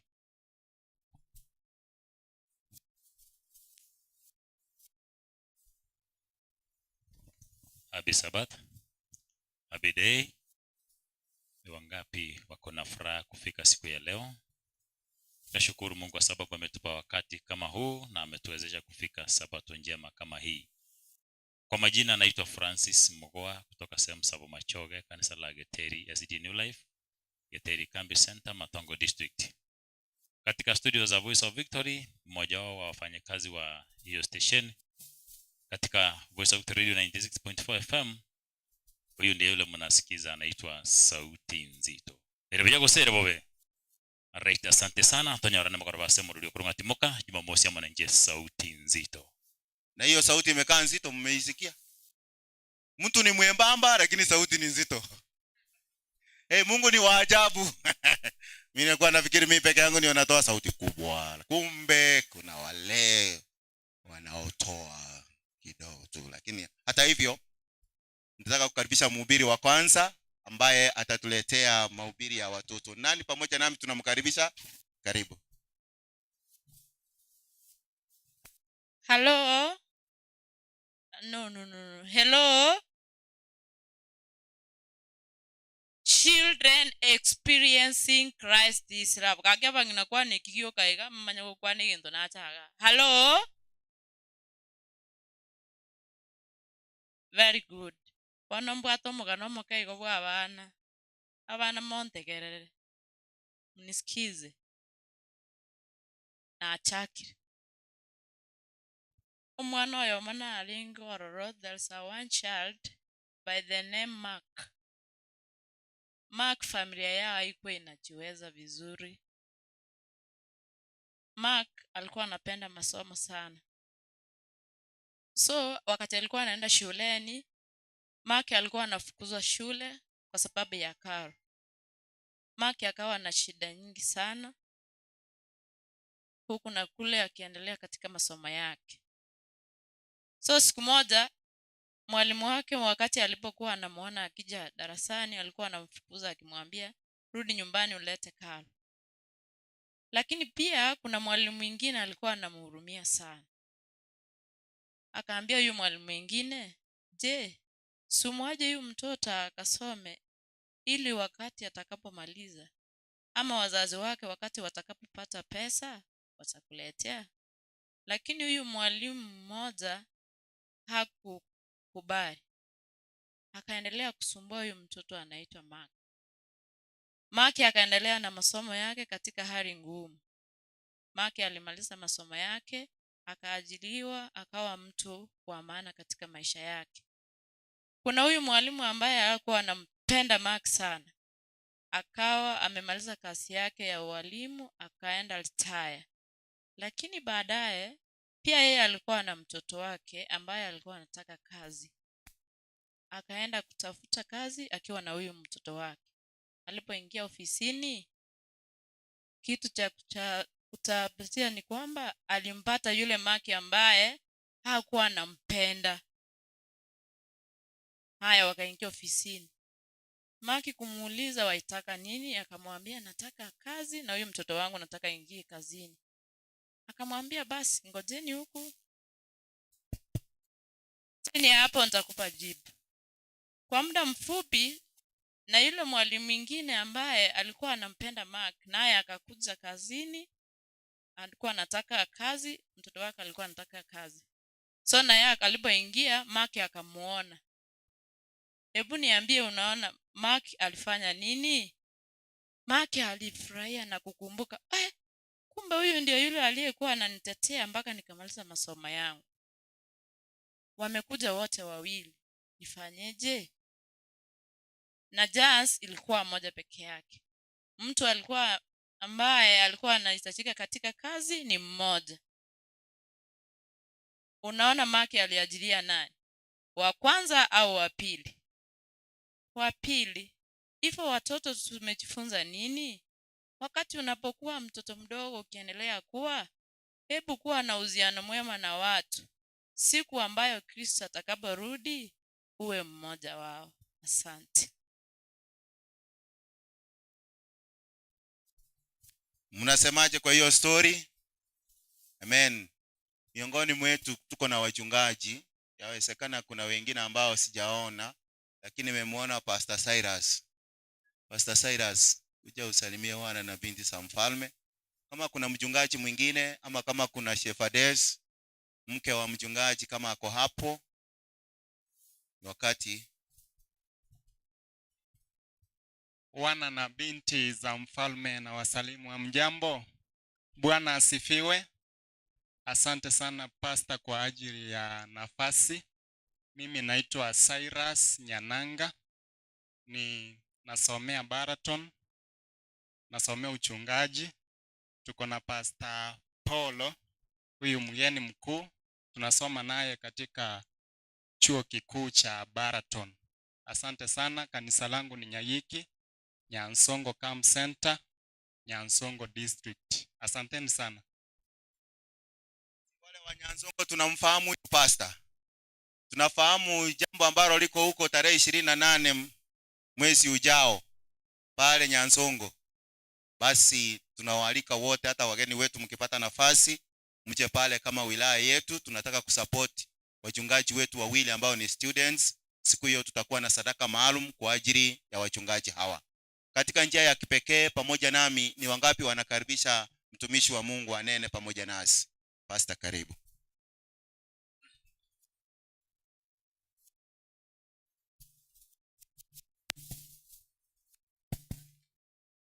Tuamini tukapate kuomba before mchungaji ajaanza. Mtakatifu, mtakatifu, mtakatifu Baba, katika jina safi la Yesu Kristo aliye hai, tunalihimidi na kuliinua jina lako, manake kila mmoja tuwajue kwamba fadhili zako ni za milele. Mungu wetu, tumenyamaza kimya ili mbingu isungumze pamoja nasi. Mtumishi wako anapoenda kunena pamoja nasi, tumemshusha ukapate kuonekana. Mungu wetu, may him disappear so that you can appear unto your children, King of glory. Nateka nyara nguvu zote za giza zitakapoonekana katika huu mkutano, tunaziharibu zote na kuzifunja zote zitakayeteka mawazo yetu zisikie neno lako. Tunazielekeza zote kuzimu katika jina safi la Yesu Kristo. Mungu wa mbinguni, tunakukaribisha na ukutambua sasa hivi. Tunaomba Roho Mtakatifu ashikilie mtumishi wetu, na sisi zote Roho Mtakatifu atupe mawazo na tunongonezee lugha ya upole ya mbingu. Mungu wa mbinguni, sasa hivi tunaharibu madhabahu yote ya ibilishi atakaye sukuma katika huu mkutano. Tunayaharibu na kufunja minyororo yake yote ielekee kuzimu. Mungu, jitwalie utukufu siku ya leo. Tunakukaribisha na kukutambua. Tunakupa heshima na utukufu, manake unastahili. Sasa funika mtumishi wetu na damu yako iliyomwagika msalabani. Mungu wa mbinguni, mshikilie kinywa chake, kipake kaa la moto anapotoa maneno yako ya mbingu. Sasa Mungu, tunakupa heshima na utukufu, manake watosha na wastahili kwani tumeomba tukiamini kwa jina kuu la Yesu Kristo aliye Bwana na mwombezi wetu. Amina.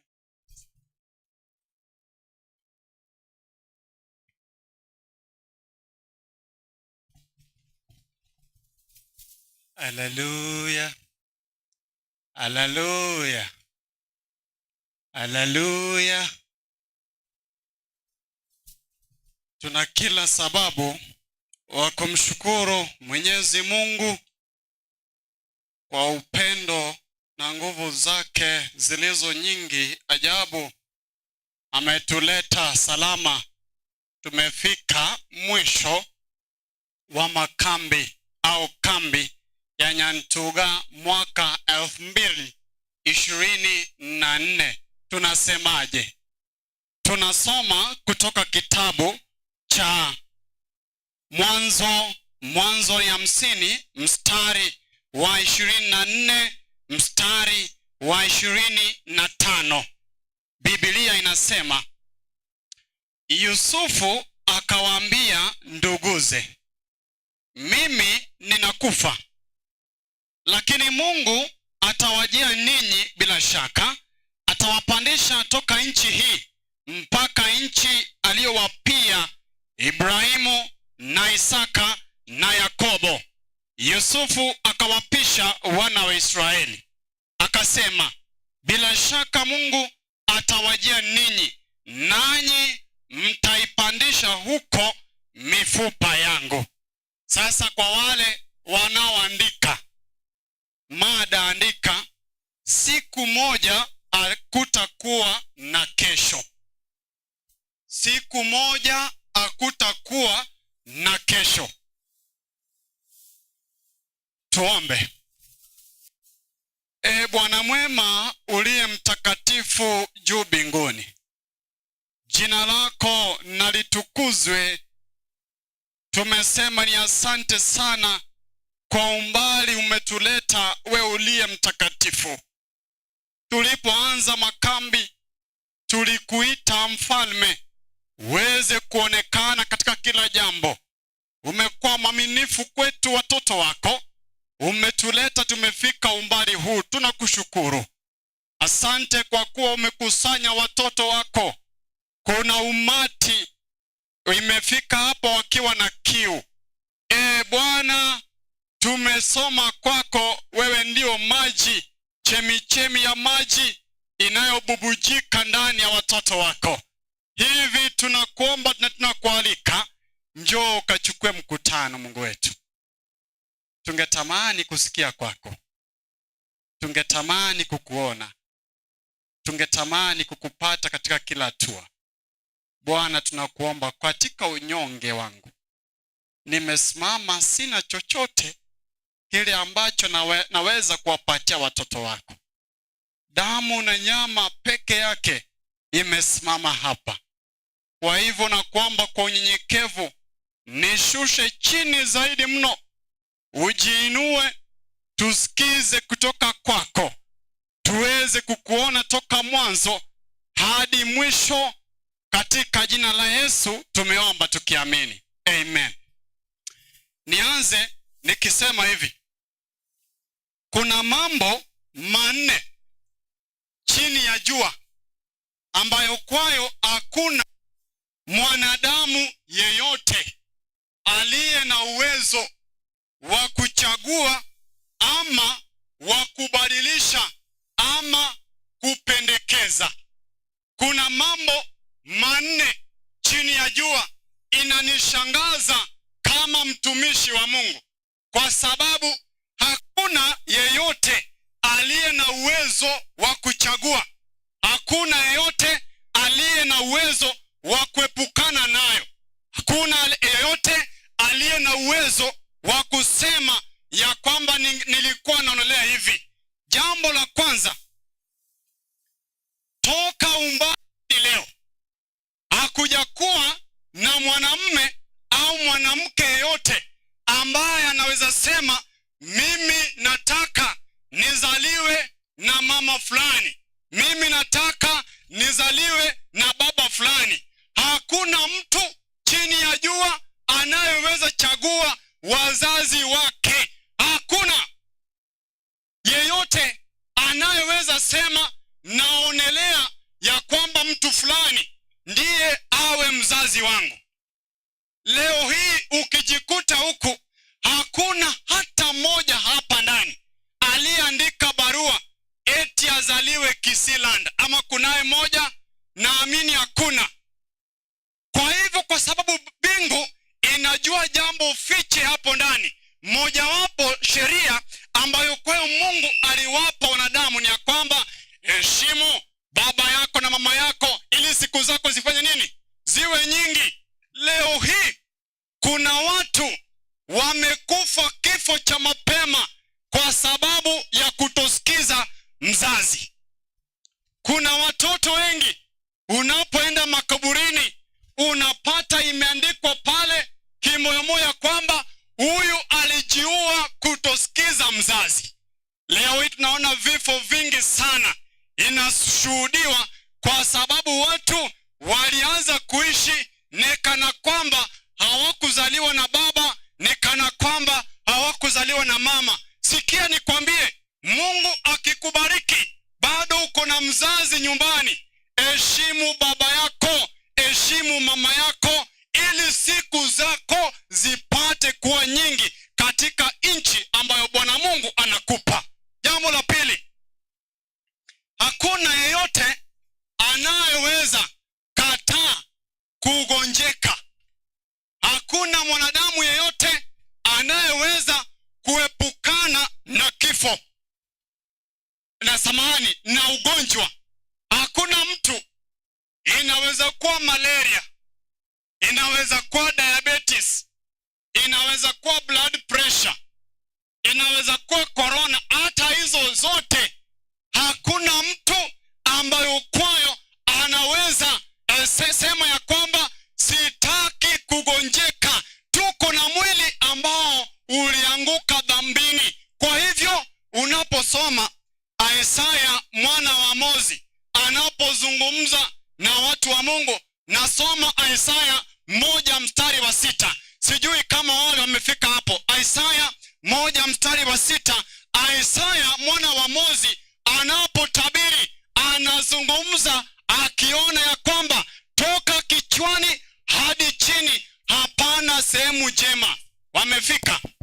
Soma. Imenakili kwamba tangu wayo wa mguu hata kichwani hamna uzima ndani yake. Hamna uzima ndani yake. Bali jeraha na machubuko na vidonda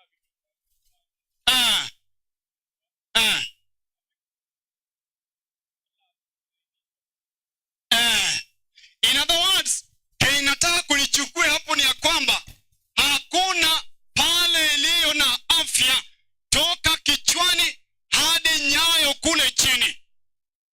Jambo la kuhuzunisha ni ya kwamba hata na ugonjwa inataka yeye pia aishi ndani tu ya miili zetu.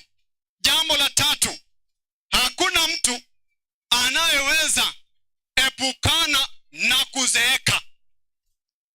Jambo la kuhuzunisha ya kwamba hakuna mwanadamu, mwanamume, mwanamke anayeweza pindua mgongo ili asije akazeeka. Ikiwa bado una uhai, ikiwa bado nina uhai, kuzeeka imetulenga na siku moja itafika tutazeeka. Hakuna mtu amewahi toroka kutozeeka. Hakuna mtu amewahi sema nataka kuwa kijana milele na milele. Kuzeeka inakuja. Inaweza kuanza na kichwa. Jamani, kuna wanawake walikuwa na kichwa inayopendeza ambayo kwa akipiga pasi akipita wanaume wanamtazama, wanameza mate. Walikuwa na matiti ambayo kwa yametoka amesimama. Siku hizi zimelala. Hakuna mtu anayeweza epukana na kuzeeka. Inaweza kushika na magoti hadi usikie umetoka huku, ikiteremka hadi kwa magoti, hadi uchukue kafimbo ili uendelee nayo. Sikia, hakuna mtu anayeweza epukana na kuzeeka. Jambo la tatu la kuhuzunisha mno ya kwamba kuna mtu amewahi epukana na kuzeeka. Kule Nairobi Nairobi naona watu wengine wamama wanajaribu sana kuepukana na kuzeeka. Wanachukua mafuta wanaweka, wanachukua mavazi wanaweka, wanafanya hayo yote. But did you know, hata katika hali hiyo tutakuja tukuone tuseme, huyu naye amekomaa. Hii si sura ya mtoto. Hakuna mtu anayeweza kuzeeka. Siku ikifika utazeeka, upende usipende. Jambo la 4 na la mwisho ni kifo. Na inakuja ikitazama, ikifungua macho. Nilisikia siku moja kuna mwanamuziki kule kwetu anaitwa Owino Jashirati. Aliwahi imba hivi ya kwamba kifo itakuja, atakaye toa nduru wa kwanza ndiye ajui, atakaye kuja kwa mazishi ndiye ajui, atakaye mzika ndiye ajui, watakaohudhuria ndiye ajui. Jambo la 4 ni ya kwamba kuna mtu amewahi epukana na kutokufa. Jamani, kifo iko. Kifo ikakuja jamani. Mimi si kwa nimezaliwa wakati huo, lakini napenda mara nyingi kusoma nakala. 1978 nilipata nakala ambayo iliandikwa 1978. Mama Ngina akisema ya kwamba mzee anachezesha tu ukora tu njama, atafanya nini? Ataamka. Asubuhi saa 4 ilipofika, mzee bado hajaamka. Ilipofika saa 8, mzee bado hajaamka. Mwishowe wakasema ya kwamba amekuwa mwenda zake. Rafiki, kifo ni hatari bwana. Imepita katikati ya bunduki na walinzi, ikaingia kwa tawala Kenya, tawala, tawala Kenya, tawala Rais Moi, tawala Kenya. Kwani nyinyi mlisoma wapi? Mlisoma pa Kenya ama Uganda? Hizi nyimbo hamkuimba? Ayayaya, mnakaaje nyinyi watu? Nasema hivi, kifo iliweza ikakuja polepole, ikatafuta, ikapenya katikati ya wale ambao wamebeba mzinga, wale ambao wamebeba guruneti na vitu wote ya kuweka ulinzi. Ikapita hadi kwa ndani iliyojengwa ya dhamani, saa nyumba ya kifahari, ikamshika mzee akakufa. Je, haujasikia ya kwamba kifo iliweza kuingia hadi kwa yule mtu ambaye kwao ilionekana alikataa kuacha ushukani? Kifo ilikuja ikamchukua. Sisemi ya kwamba nafurahia ya kwamba eti walikufa, lakini najaribu kukuonyesha kwamba kifo iko. Na ikiwa bado unaishi, ikiwa naishi, nataka uelewe ya kwamba siku moja utakufa. Siku moja nitakufa ikiwa Kristo atachelewa kurudi. Kuna watu wanaishi katika hii dunia wakijua ya kwamba wataishi milele. Wanaenda wakinyang'anya watu mashamba, wanaenda wakikoroga watu wengine na kuwafumbaza, wakifikiria wataishi milele. Hautaishi milele. Biwott alienda, Queen Elizabeth alienda, Mwai Kibaki alienda, Churchill alienda, Osama bin Laden walienda. You can name them. Wapya kina Augusto Caesar, watu ambao wakisimama walipoongea watu wanasema hiyo sauti sio ya mwanadamu, hiyo sauti ni ya Mungu. Wako wapi leo hii? Akina Domitian, akina Nero, watu ambao walisumbua wakatetesa historia ya ulimwengu, leo hii wako wapi? Kifo iliwachukua. Yusufu mwana wa Yakobo akaona wakati wake umefika, na akakusanya nduguze wana wa Israeli, akawaweka sehemu moja, akawambia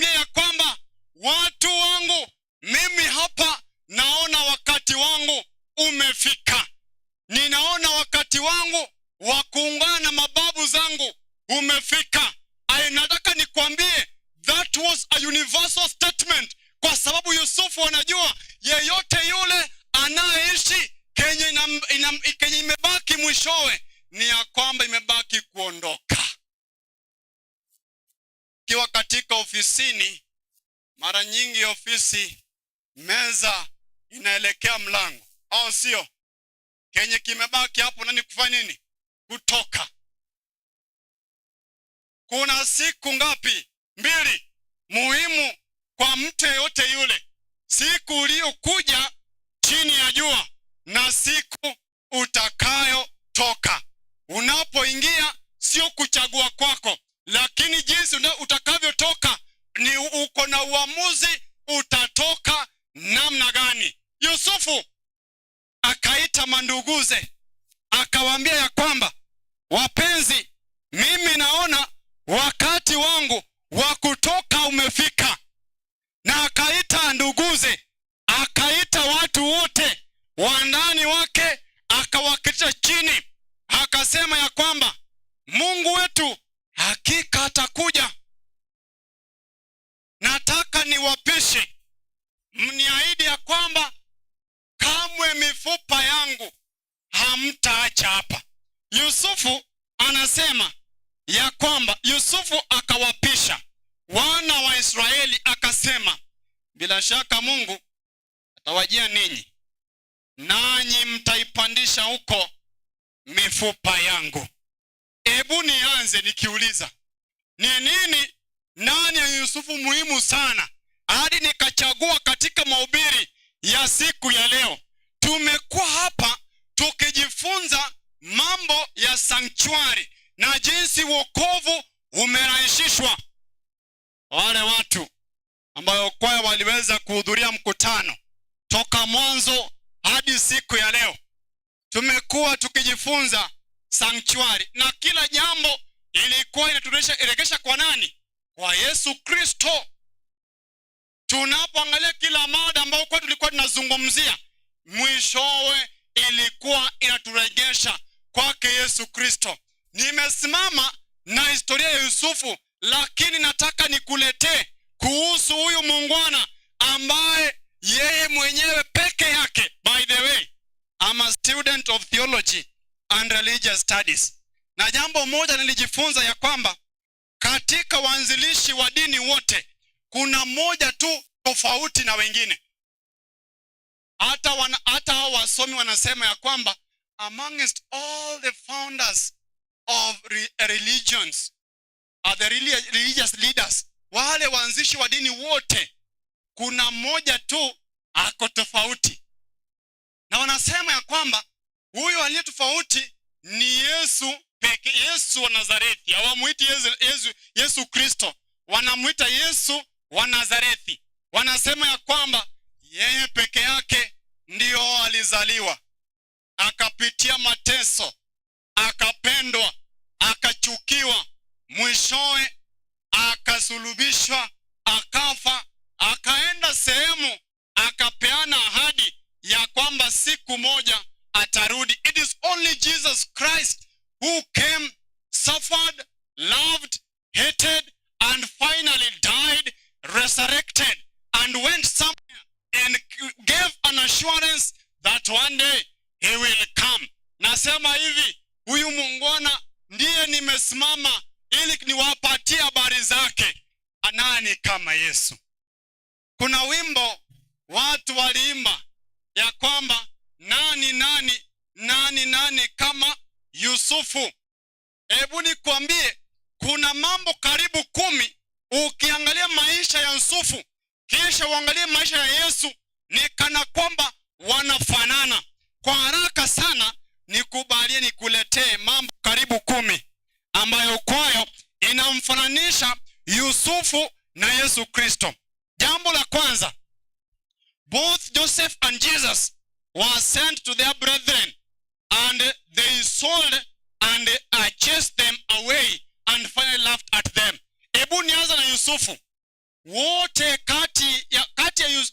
wote kati ya wawili walikuja kwa nduguze, waliwauza, wakawacheka, wakawatuma mbali. Hebu nianze na Yusufu. Baba yake siku moja akamtuma Yusufu ili aende aone nduguze wanaendelea aje kule walipoenda kulisha mifugo yao.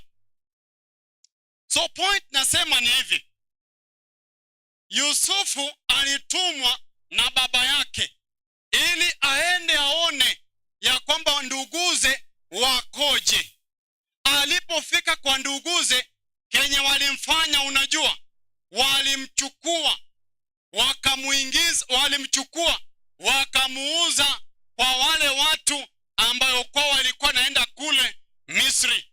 Yesu Kristo baba yake alimtuma ili aje huku binguni atazame aone wanduguze wanaendeleaje. Sisi tulimpokea hadi kuna muungano anaitwa Judas, alienda akaitisha pesa, mtanipa ngapi? Wakasikilizana, na Biblia inaniambia ya kwamba Yesu Kristo pia alifanya nini? Aliuzwa kwa shilingi ngapi? 30 peke yake. Jambo la pili ambayo inafanisha na Kristo na Yusufu ni ya kwamba both of them were lifted up and glorified after passing through all manner of sufferings. Hebu nianze na Yusufu. Yusufu wakati nduguze waliweza kumuuza, Biblia inasema ya kwamba alikuja akaingia nyumba ya nani? Ya Potifa. Na Biblia inaendelea ikisema ya kwamba baada ya mateso na masumbuko mengi sana, Yusufu mwishowe alifanya nini? Aliweza kuinuliwa, akawekwa hadi mkono wa kuume wa uongozi wa mji wa Misri. Hebu nikwambie ya kwamba yule aliyekuwa nakaa mkono wa kuume alikuwa naitwa the prime minister, and the greatest prime minister that Egypt ever had is Joseph. Inasema hivi, Yesu Kristo pia alikuja baada ya kupitia masumbuko mengi sana. Mwishowe Kristo alifanya nini? Alikufa, akaenda mbinguni. Leo hii tunapotazama sanctuary na macho na roho ya unabii, tunamuona Kristo akiketi mkono wa kuume wa nani? Ya babaye. Nasema hao wangwana wawili wanafanana. Wote walikuja wakapitia mengi, mwishowe waliweza kuinuliwa juu. Both of them were lifted high and glorified at the end of it all. Jambo la tatu, both Jesus and Joseph were thrown into a pit, lakini mwishowe waliweza kutoka. Nasema hivi, Yusufu alipofika kwa nduguze, wakasema, tazameni yule mtu aotae ndoto, yule mtu ambaye anapenda kuota ndoto na kutudhulumu mbeleni ya baba yetu. Hebu tukamchukue tumfanye nini? Tumuue. Lakini Benjamin ambaye alikuwa nduguye akasema, pana, msifanye kitu kama hiyo. Huyo ni nini? Ni damu yetu. Kwa hivyo walimchukua wakamuingiza mle ndani kwa shimo ama birikani. Yesu Kristo pia tarehe 6 mwezi wa 4 miaka 31 AD, on date 6 mwezi wa 4 mwaka 31 AD, Yesu Kristo pia alifanya nini? Aliwekwa ndani ya kaburi. Nasema hivi, hao wanaume wawili wanafanana. Jambo la 4, watu zaidi ya 1000 ngapi? 5, hadi chakula ikibaki. Yesu alikuwa mtu anayejua kulisha watu. Hao wawili wanafanana kwa sababu watu wao walipokuja kwao waliweza kupata chakula. Watu wa Mungu, hamjambo? Hamjambo? Nilikatisha usingizi ili kuweka sermon. Hii tabia mbaya unalalalala kwa mkutano, nataka kulikemea. Hivi mnasikiaje mnapolala kwa mahubiri yangu? We pia ngoja utengeneze yako, kisha unialike, alafu nikae hapa nianze kulala. Usikie vile nasikia unapolala kwa yangu. Tumeomba hapa sana, ama ni maombi ama ndio maombi ndio tujafanya ya kutosha? Aya. Wenye tumekuwa naye hapa wanaelewa ya kwamba ama kuna kitu nachukia hizo siku zote nilipokuwa nasimama hapa, ni mtu anayetaka kulala katika mkutano. Utajikuta umejiaibu. Unasikia? Unaweza jiaibisha katika mkutano. Jaribu sana. Ikikusukuma sana, simama, tembea kidogo. Mambo nataka kuona mtu analala hapa. Jamani, hata kama maneno yanatoka wakati mwingine kwa urahisi, that doesn't guarantee you to sleep in gathering. Kwetu kuna sehemu inaitwa kakdimu. Niliwaambia kuna sehemu inaitwa kakdimu. Sasa kuna siku tukakuwa kwa mkutano pamoja na wageni wenzangu na watu wetu, na nikasikia mtu hapa karibu akaanza kuita kakdimu. Haya, watu wakashangaa, mbona anaita kakdimu katika mkutano? Najua hujanielewa. Hiyo kulalala kwa mkutano itakuaibisha vibaya sana. Hata nyinyi mnaona ile wakati ambapo nilifanya nini? Nilianza.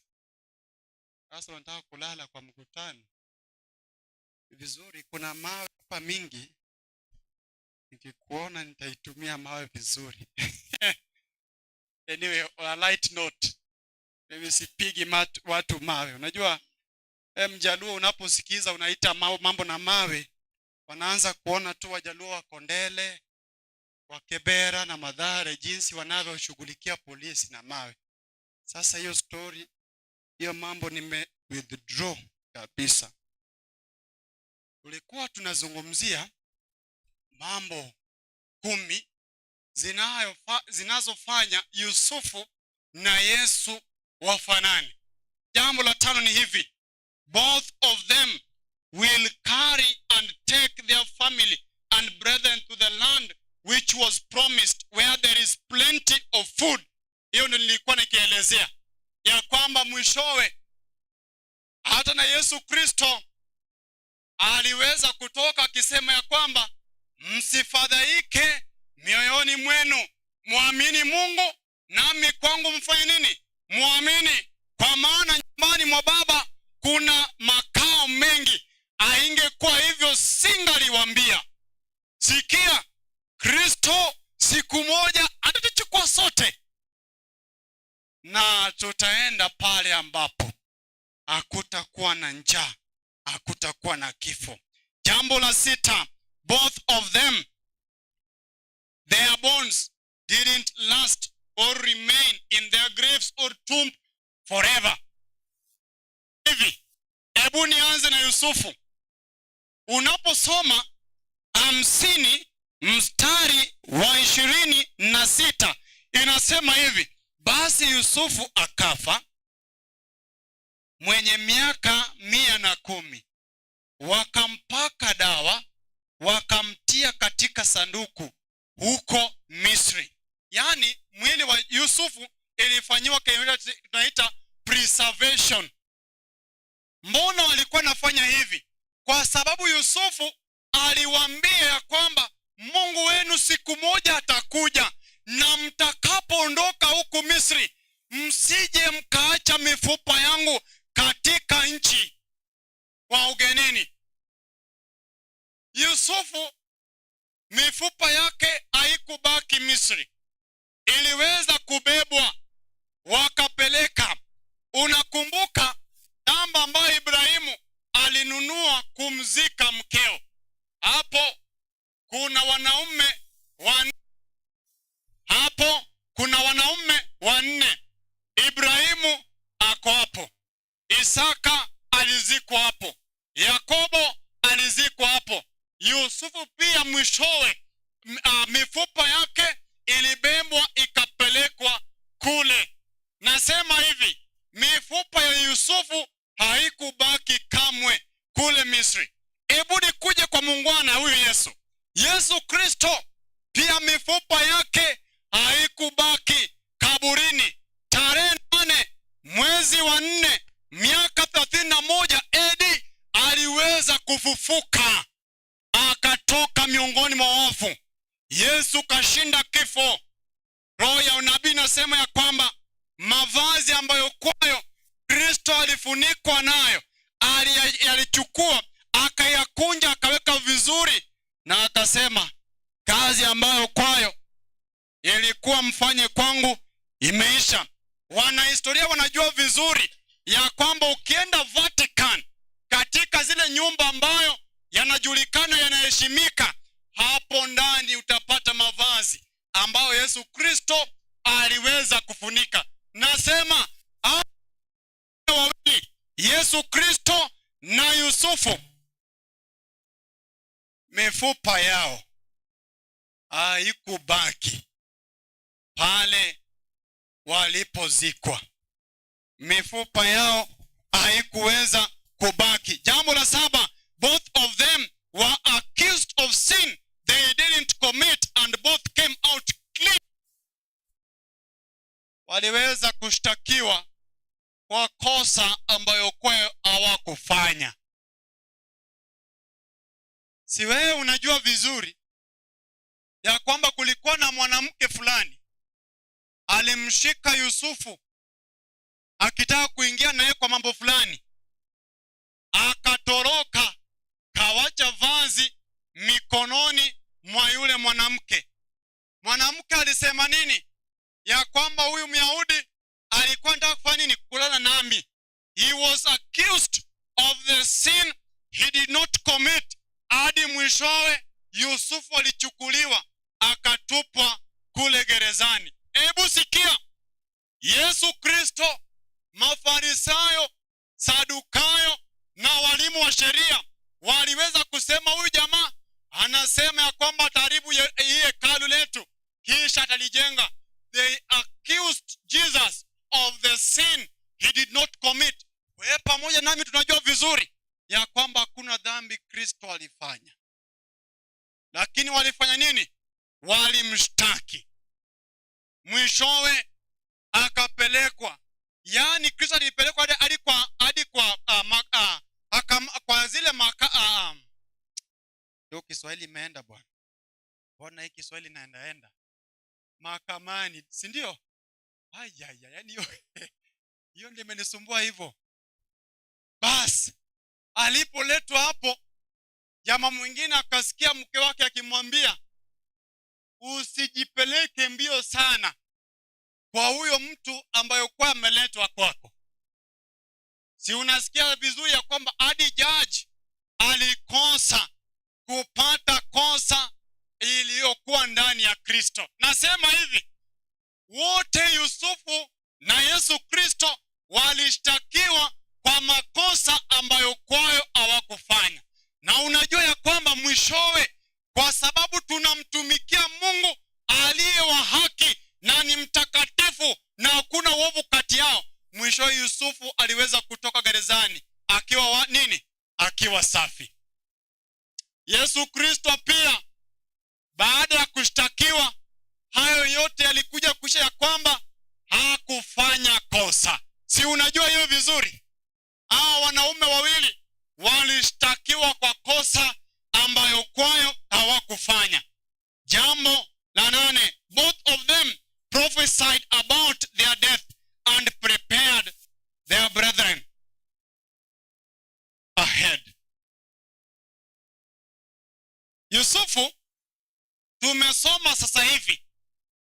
Yusufu akasema, Yusufu akawaambia nduguze, mimi ninakufa, lakini Mungu atawajia ninyi bila shaka.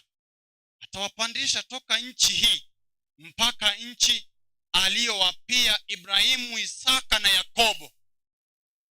Yusufu aliweza kutabiri, aliweza kujua ya kwamba wakati wa kufa kwake umefanya nini? Umewadia, umefika.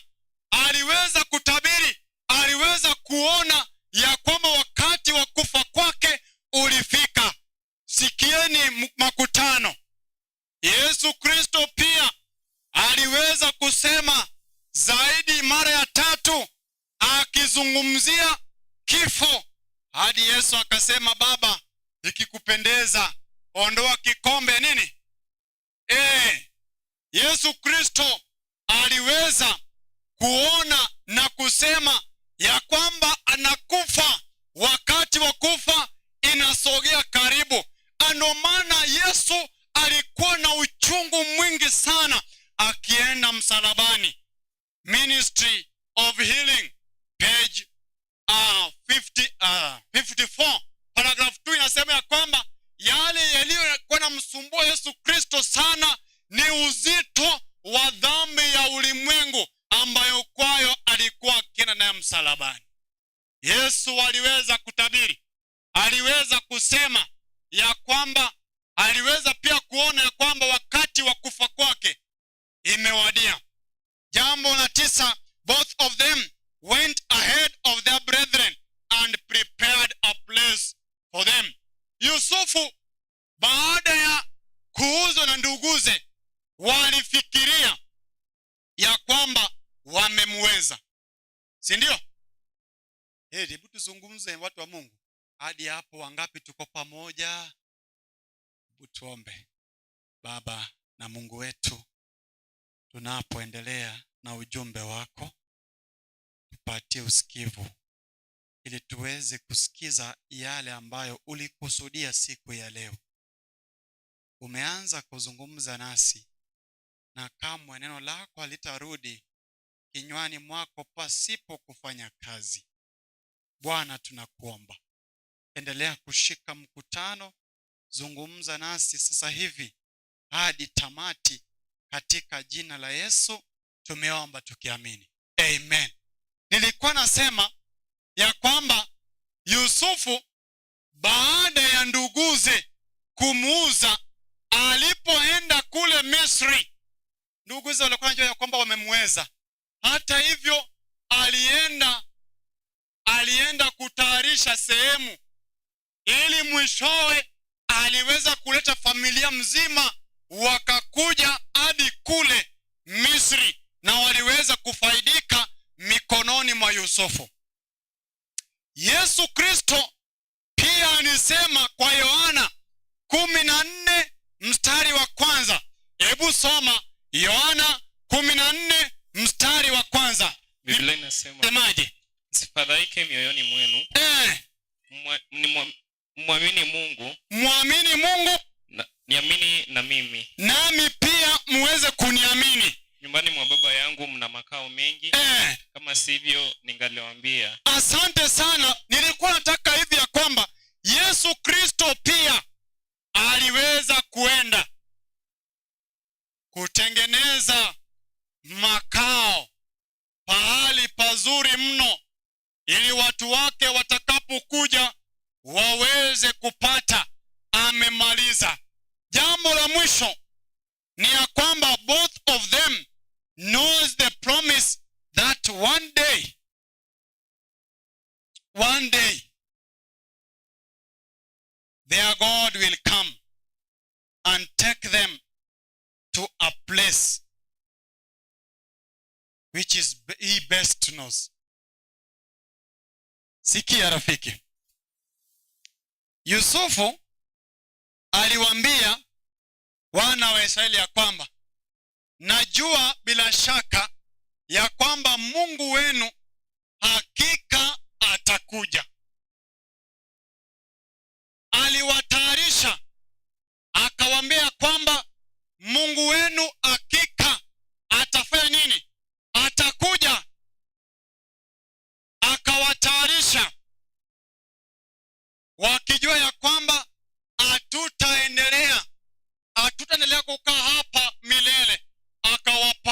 matumaini ya kwamba katika ugenini siku moja Mungu wenu ataweza kuja. Yesu Kristo pia amezungumza nasi mara nyingi sana kupitia watumishi wake, wameweza kuona na kuzungumza kuhusu kurudi kwake Yesu mara ya pili. Wewe pamoja nami leo hii tu washiriki tunakuja kanisani ikiwa lengo letu kubwa ni ya kwamba Yesu Kristo anaporejea mara ya pili atuchukue tupeleke wapi? Mbinguni. Yesu alijua ya kwamba hakika siku moja Mungu atakuja. Yusufu alijua, aliweza kuona, akawaambia ya kwamba your God will one day come and take you to the land which he promised to Abraham, Jacob and Isaac. Yesu pia alituambia haitakuwa hivi milele wenzangu. Siku moja Mungu wetu atakuja. Mbona tuzungumzie haya maneno? Naambieni watu wa Mungu, siku moja itakuja. Siku moja hakutakuwa na kesho. One day tutaamka tu jinsi tunavyoamka, na watu wafikirie kuendelea kwa shughuli zao pasipo kujua ya kwamba hakutakuwa na kesho. Niwaambieni ya kwamba kuna siku moja ambayo kwayo inakuja hakutakuwa na kesho. Mimi sijui ya saa ni lini. Inaweza kuwa hata sasa hivi watu watoke hapa na wakose kuwa na kesho yao. Tunaweza endelea hivyo tukose kufa, lakini kuna siku moja hakutakuwa na kesho. One day there will be no tomorrow. Sikia, tumezungumza wiki mzima kuhusu ukombozi, na tulisema siku ya kwanza ya kwamba wokovu una nani? Una Mungu. Mungu peke yake ndiye anaokoa watu wake. Sikia rafiki, Mungu peke yake ndiye tu aliye na uwezo wa kuokoa kila mmoja anayeketi hapa. Siku moja hakutakuwa na kesho. One day there will be no tomorrow. Ikiwa hakuna tomorrow, ni nini tunastahili kufanya?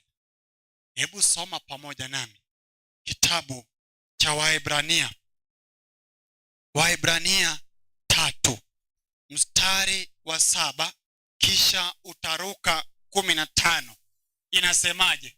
Kwa hiyo kama anenavyo Roho Mtakatifu, kama Roho Mtakatifu anavyonena, nasema hivi, leo kama mtaisikia sauti yake. Leo kama utasikia sauti. Soma hapo inenwapo, leo kama mtaisikia sauti yake msifanye. Hebu anza tena vizuri, kuwa relax na usome. Kwa hivyo kama anenavyo Roho Mtakatifu, leo kama mtaisikia sauti yake. Leo kama mtaisikia sauti yake. Sauti yake. Hapo inenapo.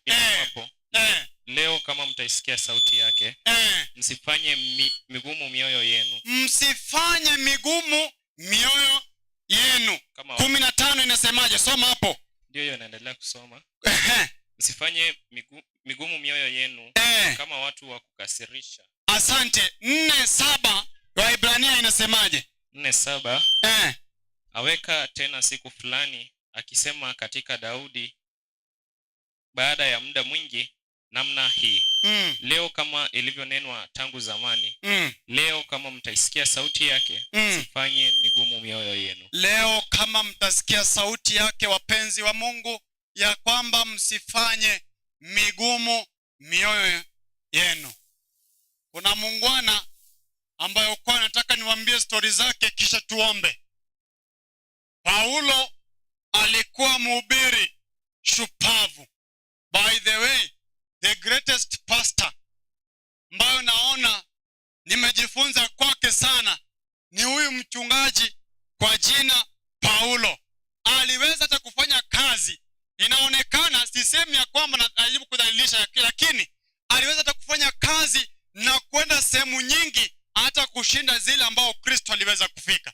Lakini Paulo mara nyingi alikuwa anahubiria watu kuhusu nani? Yesu Kristo. Kwa hivyo alikuwa anampeleka nani? Kristo. Siku moja wakati wamemshika Paulo akiwa kule Roma, wakamleta mbele ya mfalme Agripa na gavana ambaye kwa alikuwa anaitwa Festus. Wakamweka, kisha wakasikiza jinsi alivyokuwa anahubiri kuhusu temperance, hukumu inayokuja. Wakaogopa. Mwishowe aliwauliza swali. Aliweza kuuliza mfalme Agripa, je, do you believe? Unajua, alipokuwa anahubiri walimsikiliza wale viongozi wawili, wakamsikiliza. Festus akasema ya kwamba kusoma kwako kwingi imekuharibu akili. Akiwa bado anaendelea akijitetea, akamuuliza mfalme, je, mfalme unaamini kwa manabii? Soma pamoja nami Matendo ya Mitume 26 mstari ni wa 25 hadi 6. Inasemaje? Biblia inasema lakini Paulo akasema, sina wazimu. Festo mtukufu. Soma 27. Mfalme Agripa, je, waamini manabii? Je, waamini manabii? Najua ya kuwa waamini. 28. Agripa akamwambia Paulo. Akamwambiaje? Kwa maneno machache wadhani kunifanya mimi kuwa Mkristo. Asante. Je, kuna mtu ako na tafsiri ya King ama New King James? Anisomee hiyo kitu. Acts of the Apostles chapter 26 verses 27 and 28. New King James ama King James version, kuna kitu Kiswahili imeacha. Ayaya.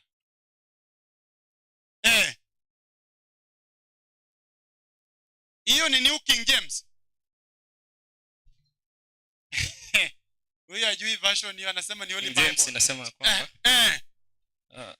King Agrippa, do you believe the prophets? Do you believe the prophets? I know you do. I know that you do believe in the prophets. Then Agrippa said to Paul, do you think that in such a short time you can persuade me to be a Christian? Yes. Do you think, unafikiria wakati kidogo you can persuade me to be a Christian? Basi unaposoma kwa tafsiri yangu King James inasema ya kwamba thou almost persuadest me. Kidogo tu ufanya niwe Mkristo.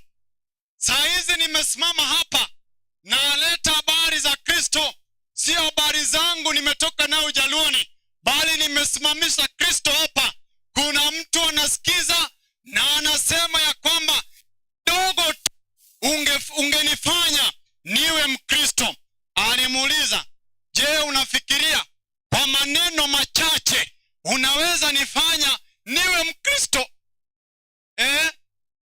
Hivyo ndivyo watu wanavyosema. Unafikiria kwa hayo maneno unaweza nitoa katika maisha ninayoishi? Kuna watoto wa Mungu hapa, kuna watu hawasalimiani nayo, wamechukia mtu hadi akimwona anasikia kukufa. Niliwahi kuwa kwa church board. Kuna church board zingine zinakuwa ngumu sana. Hadi by the sometimes kama umeona pastor wenu amechoka, wakati mwingine jaribu kumuelewa. Anaweza fika point asukumwe hadi afike mwisho. Kwa church board tuna solve case fulani. Akasema, pastor, you are still young. Acha nikwambie kitu. Nikwambie, yes, by the way, yes sir. I'm still young. Tell me something. Talk, man of God. Kaniambia kwanza, mimi huwa siombi. Mungu anaongea na mimi live. Mimi sisomi Biblia, siimbi. Okay, endelea. Kwa hivyo mimi Mungu anazungumza nami one on one. Okay, endelea man of God. Na mchaji anaendelea kuongea. Hivi mimi naona, wacha nikuambie, huyu siwezi kamwe kumsamehe. Hata tufike mbinguni tukute yende nafungua mlango, heri nipige bautan niende nikachomeke na shetani. Enyewe unacheka, lakini hiyo jambo unaposikia ndani, hadi yani mtu hawezi samea mtu, hadi nazalinganisha na kwenda kwa Yanamu. Sikia, tumehubiri hapa wiki moja, mmeleta sadaka zenu za makambi, mmekaribisha wageni, na kama kuna mtu umemchukia ndani ya moyo wako, na kuambia unafanya bure. Samea mtu yule ambaye alikukosea, yule ambaye umemshika. Inafanya Mungu hata kutosikia maombi. Je, mnajua maombi sala ya Bwana? Baba yetu uliye mbinguni. Hebu tuseme, Baba yetu uliye mbinguni, jina lako litukuzwe.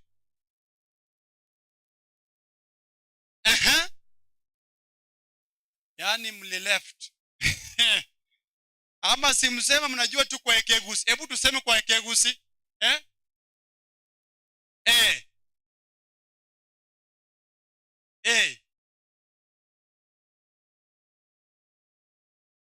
Hiyo kitu inapatikana katika kitabu. Eda unalala.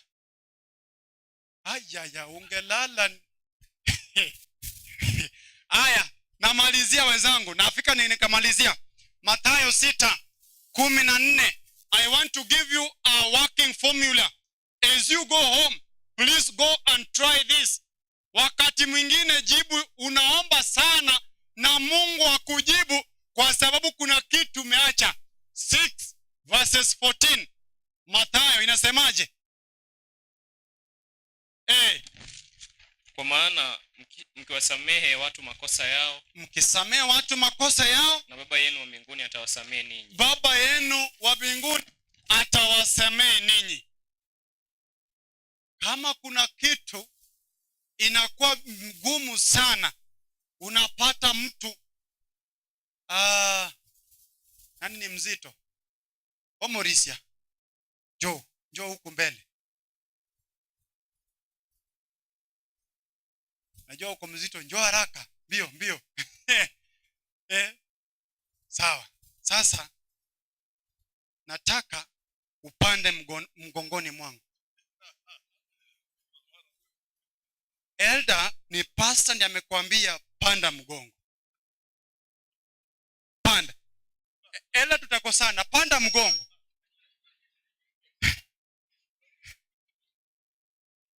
Si hata wewe umeona imeshindikana, siwezi mbeba huyu mungwana. Mbona wewe unabeba mtu ndani yako? Shindwa kubeba huyu ndume. Au si nimeshindwa kumbeba. Wewe mbona umebeba watu karibu 5 ndani ya moyo wako? Sikia. Hayo matamshi ni Yesu Kristo ndiye aliyenena. Akasema mkisamehe watu makosa yao, Baba yenu wa mbinguni pia afanya nini? Anawasamehe. Najua kuna mtu amekutesa sana. Huku Kisii nimesikia kuna kitu inafanyika vibaya sana. Kuna watu wa appetite ya shamba. Wanaposikia kuna sehemu, pengine sio huko, wacha nitumie mfano kwetu ndio napajua vizuri. Kuna wazee wanajulikana kwa mji, penye kuna mzozano wa shamba, lazima uwakute pale. Yaani wako na appetite ya juu ya shamba. Kama kuna wajane wananyang'anywa, lazima utasikia mzee so and so ako hapo ndani. Yaani watu wanang'ang'ania shamba. Siku moja nikapigiwa simu nikiwa Nairobi.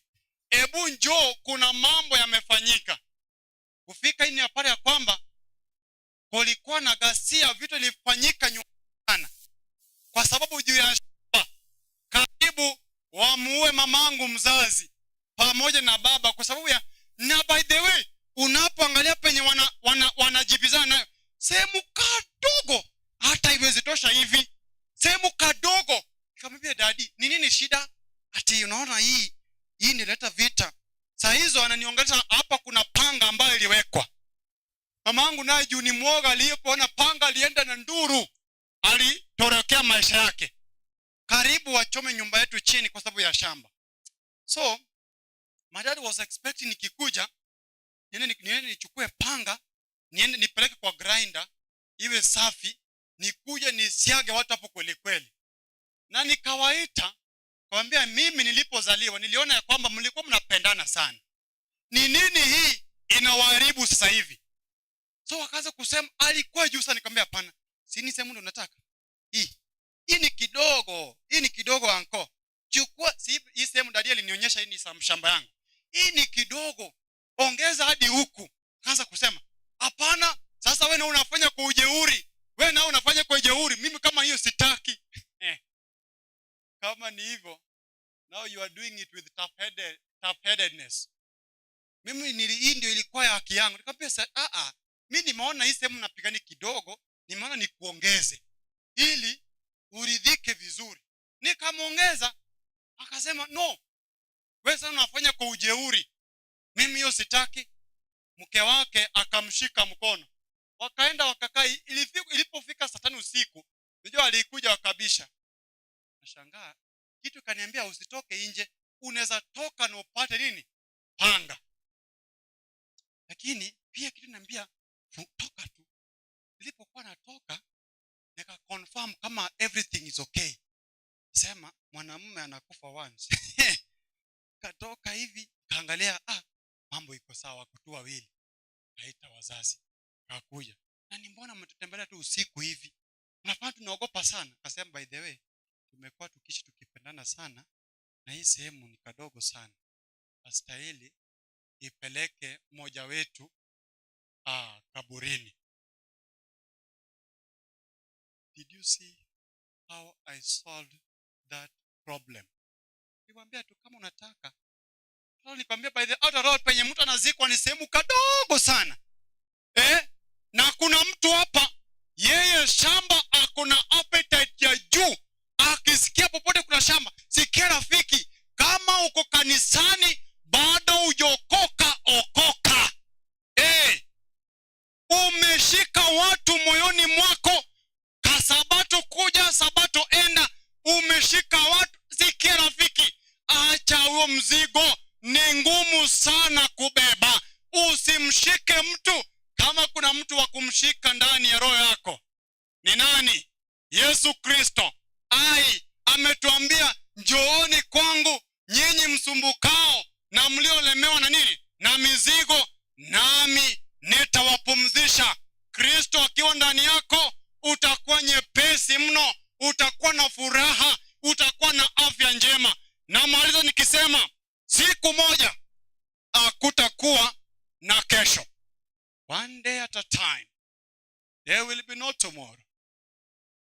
Kwa hivyo Paulo alimwambia Timotheo wa pili 4:21 tunapomaliza. Muda umeenda sasa. Timotheo wa pili 4:21, maandiko yanasemaje? Biblia inasema kwamba jitahidi kuja kabla ya wakati wa baridi. Jitahidi sana kuja kabla wakati wa nini? Wa baridi. Achia tu hapo. Sikia rafiki, jitahidi sana uje kwa Kristo kabla wakati wa baridi. Kuna baridi wa kuzeeka. Kristo pia anakuhitaji wakati bado una nguvu, ili aweze kufanya kazi ndani yako. Jitahidi sana uje wakati kabla ya baridi. Baridi gani? Ya bad health. Jitahidi sana unapokuwa na afya. Hapo ndipo Kristo anakuhitaji ili aweze kukutumia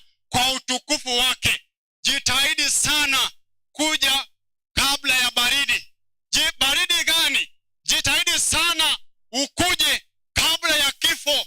Nimewambia ya kwamba kifo unaweza kuja wakati wowote na historia yetu itakuwa imeisha. Jitahidi sana rafiki, uje kabla ya baridi. Baridi gani? The close of probation. Come rafiki, kuja kwa Kristo ungali ni mapema. Tulisoma ya kwamba leo ukisikia sauti usifanye mioyo yenu kuwa migumu. Sifanye migumu mioyo yenu. Hebu sasa niwaulize swali. Pia sana. Nasikia nimechoka. Polo nimechoka sasa. Hebu niulize swali. Je, kunaye yeyote miongoni mwetu akiangalia maisha yake vizuri angehitaji huyu Kristo aje kwake kabla ya baridi ya, kwa sababu kuna siku moja hakutakuwa na kesho. Kuna mtu ndani ya mkutano anapojitazama vizuri anaona ya kwamba jinsi amekuwa akisafiri na Kristo haijapendeza bingu, na angetaka ya kwamba maisha yake yabadilike na aje kwa Kristo wakati baada kuna baridi. Sikia rafiki, kuna siku moja utafika hakutakuwa na kesho. Kama bado leo iko, usifanye mioyo kuwa migumu. Ni nani anayetaka Mkristo? Ni nani anayetaka kuwa Kristo kupitia ubatizo wa maji mengi? Kama kuna mtu wa namna hiyo aje tunaposimama sote na wimbo nambari 169 Ekegusi. Ekegusi 169. Kuna nguvu.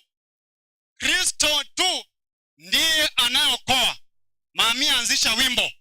Ekegusi 169 inasemaje? Ikiwa kuna mtu hapo ambaye anaona maisha yake angemhitaji Kristo ili aweze kubadilika kikamilifu na mchukue wakati kabla ya baridi, huyo mtu na aje. Wale marafiki zangu waliojitolea kujeni. Wale marafiki zangu waliojitolea wakati ya wiki kujeni.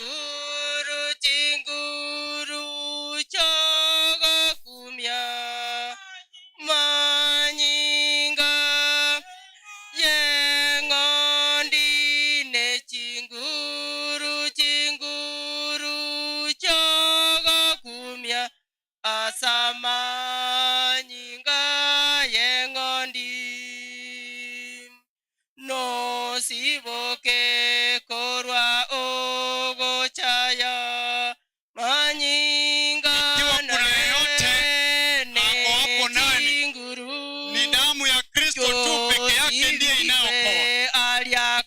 Fanya hima leo, uje wakati bado baridi haujaingia. Rafiki, kuja. Chinguru chinguru chogo kumya manyinga ye ondi ne chinguru chinguru chogo kumya asamanyinga engondi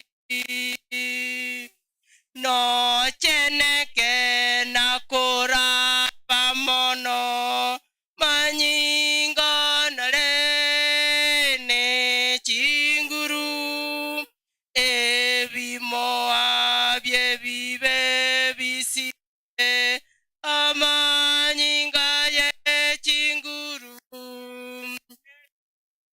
ruchinguru chokumya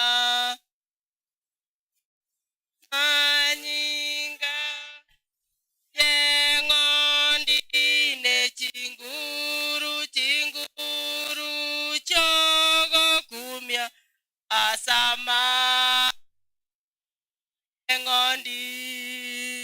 Asante.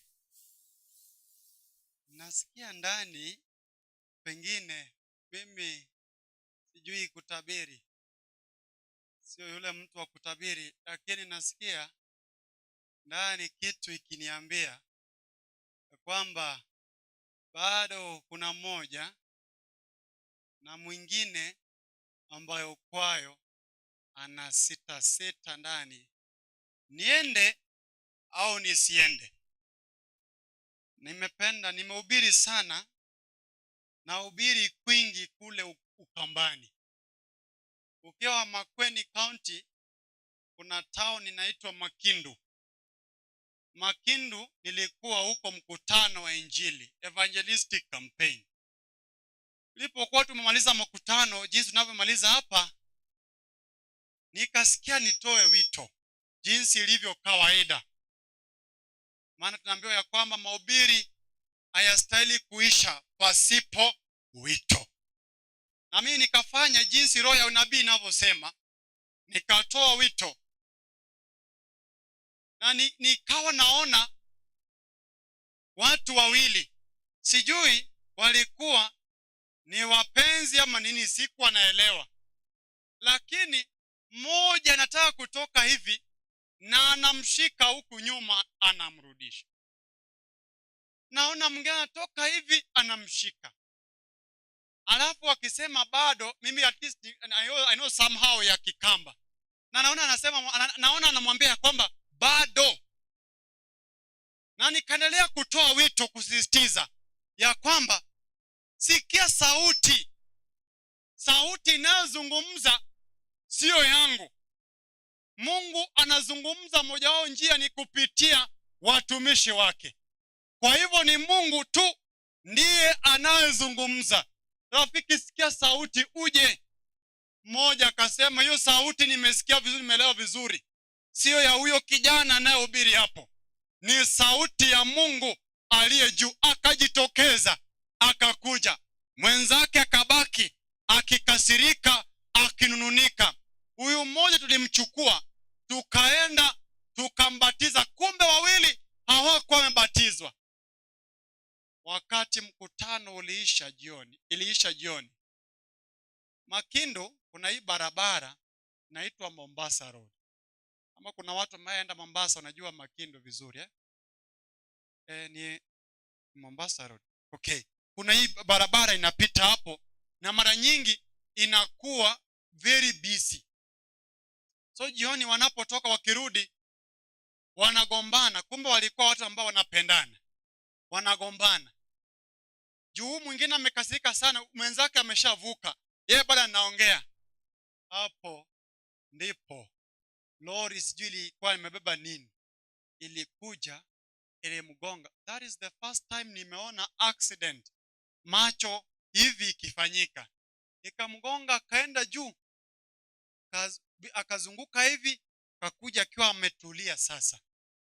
Na hapo ndipo baridi ulimuingia. Sisemi hii ili nikushtue, lakini wakati fulani Mungu anakubali mambo mengine yatendeke ili tuweze kujifunza.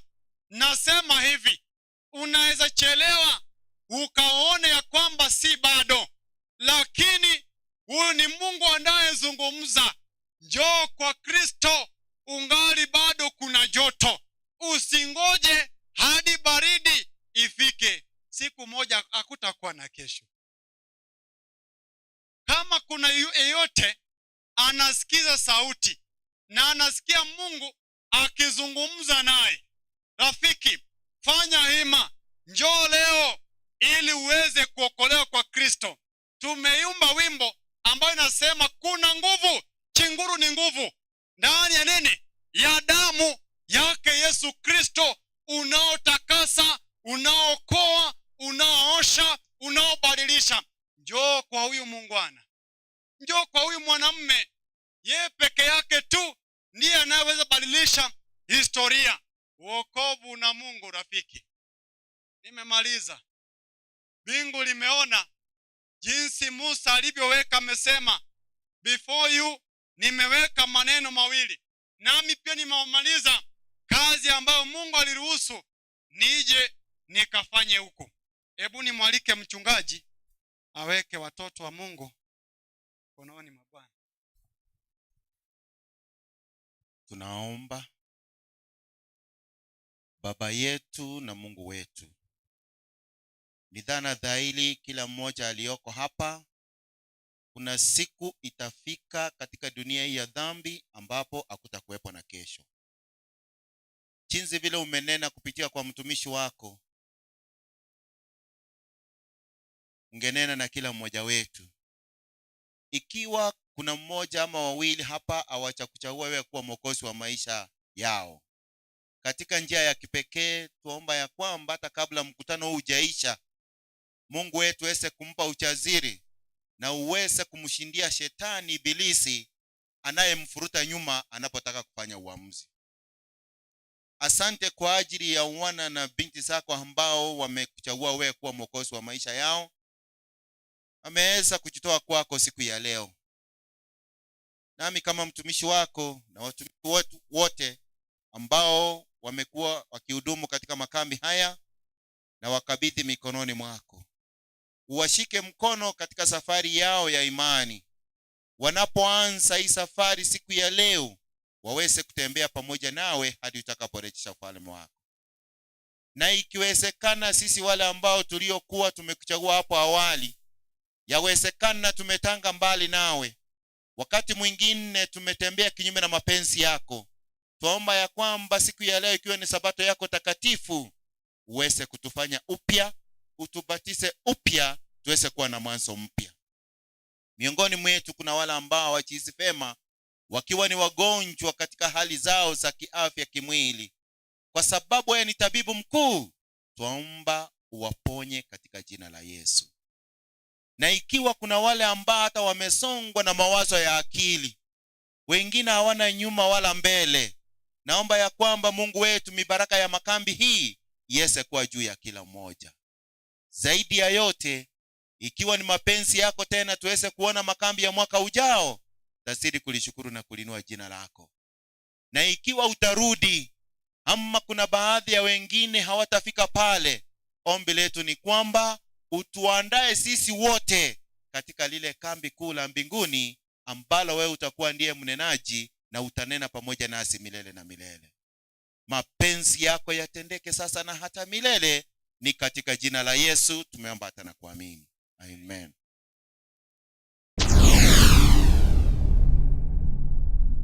Get the point. Take a step forward. Waandaliwe kwa ajili ya ubatizo ambao utakuwa hivi karibuni tunapopanga. Kwa hivyo tunashukuru Mungu. Ni wangapi pamoja nami tumebarikiwa? Haleluya. Nashukuru Mungu kwa sababu ya neno la Mungu ambalo limetujia kwa wakati unaofaa, na Mungu asili kuwa pamoja nasi, atuongoze katika kipindi hiki, na hata tunapomalizia makambi yetu masaa baada ya mankuli, tutakuwa na nyimbo na pia kipindi cha watoto. Kwa hivyo wote mnaalikwa mjihisi kuwa miguuni pake Mwenyezi Mungu.